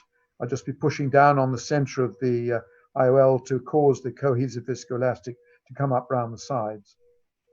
Beautiful. Thanks, Richard. And I'll just show as well, so we can do it all one discussion. I will show the video you have for the IOL implantation, but do you want me to fast forward? This is quite long. Can we run through this fairly quickly? Yeah. This is essentially about wound-assisted insertion, and the important thing is to make sure that you have good contact between the eye and the nozzle of the cartridge. And what I like to do is to get the patient to look towards me, because this gives added countertraction, and the lens just goes in without any difficulty. So if we move this on a little bit faster, because there's just 3 implantations here, a 2.75, a 2.2, and then here we are with the 1.8 incision with the D-cartridge. This is where the countertraction by the patient looking towards you will work. This is with a one-handed injector. Just checking the size of the incision. So this after phaco, it started out at 1.8, it's now 1.9. 2 millimeter measure won't go through into the eye. So we're going to make sure that the D-cartridge is well embedded in the wound, but only in the mouth of the wound. It's not going through the wound. Patient is now looking a little bit overly enthusiastically, but it goes in okay. So if we now move on to the final bit of the video, I don't think we need to see another implantation. We'll see what happens when it doesn't work as you want it to. Can we move this on, Salah? Yes. Okay. To what exactly? Which part? This There we one? are. Next one. No, move on a little bit further. Right. So now let's see what happens when it doesn't work. When the patient moves away from you, and you're now left in this situation. Now, ideally, if it's more than halfway in, you push it in. If it's less than halfway in, you pull it out. If in this case, it's exactly halfway in, we have what I call the Winnie the Pooh syndrome. So Winnie the Pooh got stuck in Rabbit's hole, and that's what this is a bit like. It's actually remarkably difficult to get this out if it's exactly halfway across the middle, because the lens is starting to expand in the wound. So you want to take some fairly stout forceps, be prepared to lose the lens, because generally bits will start to come off. And ultimately it will come out with brute force. Of course, it did mean the wound had been stretched a bit, so that when I attempted to do this with the second lens, it went in very easily. The important thing, and one of the reasons I prefer generally to use a one-handed injector, is because I can provide countertraction to assist the patient looking towards me, and therefore it's much less likely that you're going to get a lens stuck in the wound.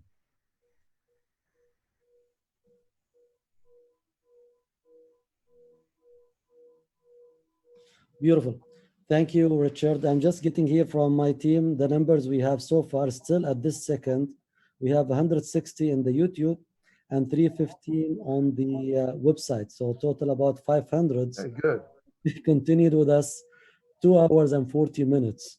I have to thank them all. And I don't know, like I'll keep it to you guys to decide. Do you want us to stop the presentation now is finished? We can go to questions or we can call it a day. It's your call. We should probably wrap it up. Wrap it up? Yes. For me in Los Angeles, it's only 3 p.m. So I have a beautiful afternoon, but you guys need to get some sleep. Well, actually, Exactly. well, thank you that you reminded me that I forget to say Ramadan Mubarak to all of us who's attending with us from all over the world. And I think I need to thank all the speakers for their wonderful experience. I'm going to start from Ode, wonderful videos. And again, repeating for everyone, give a chance and take a chance and watch cataractcoach.com. You'll be impressed with the videos there. Richard Packard, with your experience of 50 years doing phaco and teaching phaco, really, it's we owe you a lot, and we have to thank you for your contribution toward our career today. Oh, thank you. Thank you for organizing it. Very good. Ike, I think you were really an excellent example for me, honestly, and I believe for so many people, that how much you were able to change COVID-19 from being the saddest period of our life to make it a very like positive things, sharing in these webinars, doing all the things that you are doing. I would like to listen from you for your point about this observation. Well, no, thank you very much, Salih, for your friendship and for your invitation. We go back. I've been an attendee and a participant in EPOMEC for many years. Many of you, I think, have attended. Many of you haven't attended. It's a fantastic meeting you put together where you have 2 speakers presenting. I just love it. And I miss it. This was for me, COVID really hit home when the meeting got canceled. That was the first meeting that I was going to plan on, and it got canceled. And it became a reality for me about how serious this is and what we're facing. And of course, now we're all in this lockdown. So it's a special time, it's a difficult time, but these are the opportunities to bring us together. Wonderful way to experience this with all of you here. And Saleh, thank you so much for all the work that you've done. And I hope you are great. In my regards to your family, Ramadan Mubarak to you as well. And I hope to see us again. And I hope that we will be back at EPOMEC in person in the future, because you've built such a great program. And I encourage you, those of you who have not attended yet, to make your way to UAE to attend this great meeting. So thank you for your friendship, your collegiality. COVID-19 has brought us together in ways we couldn't, making new friends and relationships, and really trying to enjoy our company while we hopefully move forward. And we will overcome. We will win this battle. We need to stay together and be unified. Thank you, Ike. Thank you. And I would like also to remind those who are attending with us, Ike has been very active in the webinar. So he's doing 2 webinars almost weekly through Prism Eye Institute. I encourage you to watch it and to subscribe to his channel. And maybe Ike, we can plan something together, and 1 or 2 weeks from now, I'm going to send a survey for all of those who attended with us today. What will be the topics they will be interested more? And then we can gather again a group of experts like today, and we run something together, Prism and the EPOMEC together. What do you think? Fantastic. Let's do a joint. This is the way to collaborate. Absolutely. Let's count on that. Excellent. Ahmed Asaf, like I cannot thank you enough with your wonderful videos. Like I think every single capsule you have cut was a wonderful education material for all of us. And your management was really outstanding. Again, as I personally believe, Ahmed is one of the most talented phacosurgeons that I have met personally, and I know, and I'm honored to have you as a colleague. And again, Ahmed is always an EPOMEC steering committee member since day one for 7 years in a row, and I thank you a lot for your contribution. Thank you very much, Saleh. A pleasure to be here with you, and I'm honored with this friendship for almost maybe 10 years or more, I think, when we first met in ECRS, I think. Anyhow, I'm happy to be, I'm glad to be here with you and with this wonderful speakers. I'm honored to be in this meeting. Thank you very much, Ramadan Kareem, and I'm looking forward to share with another webinar in the near future. Sure.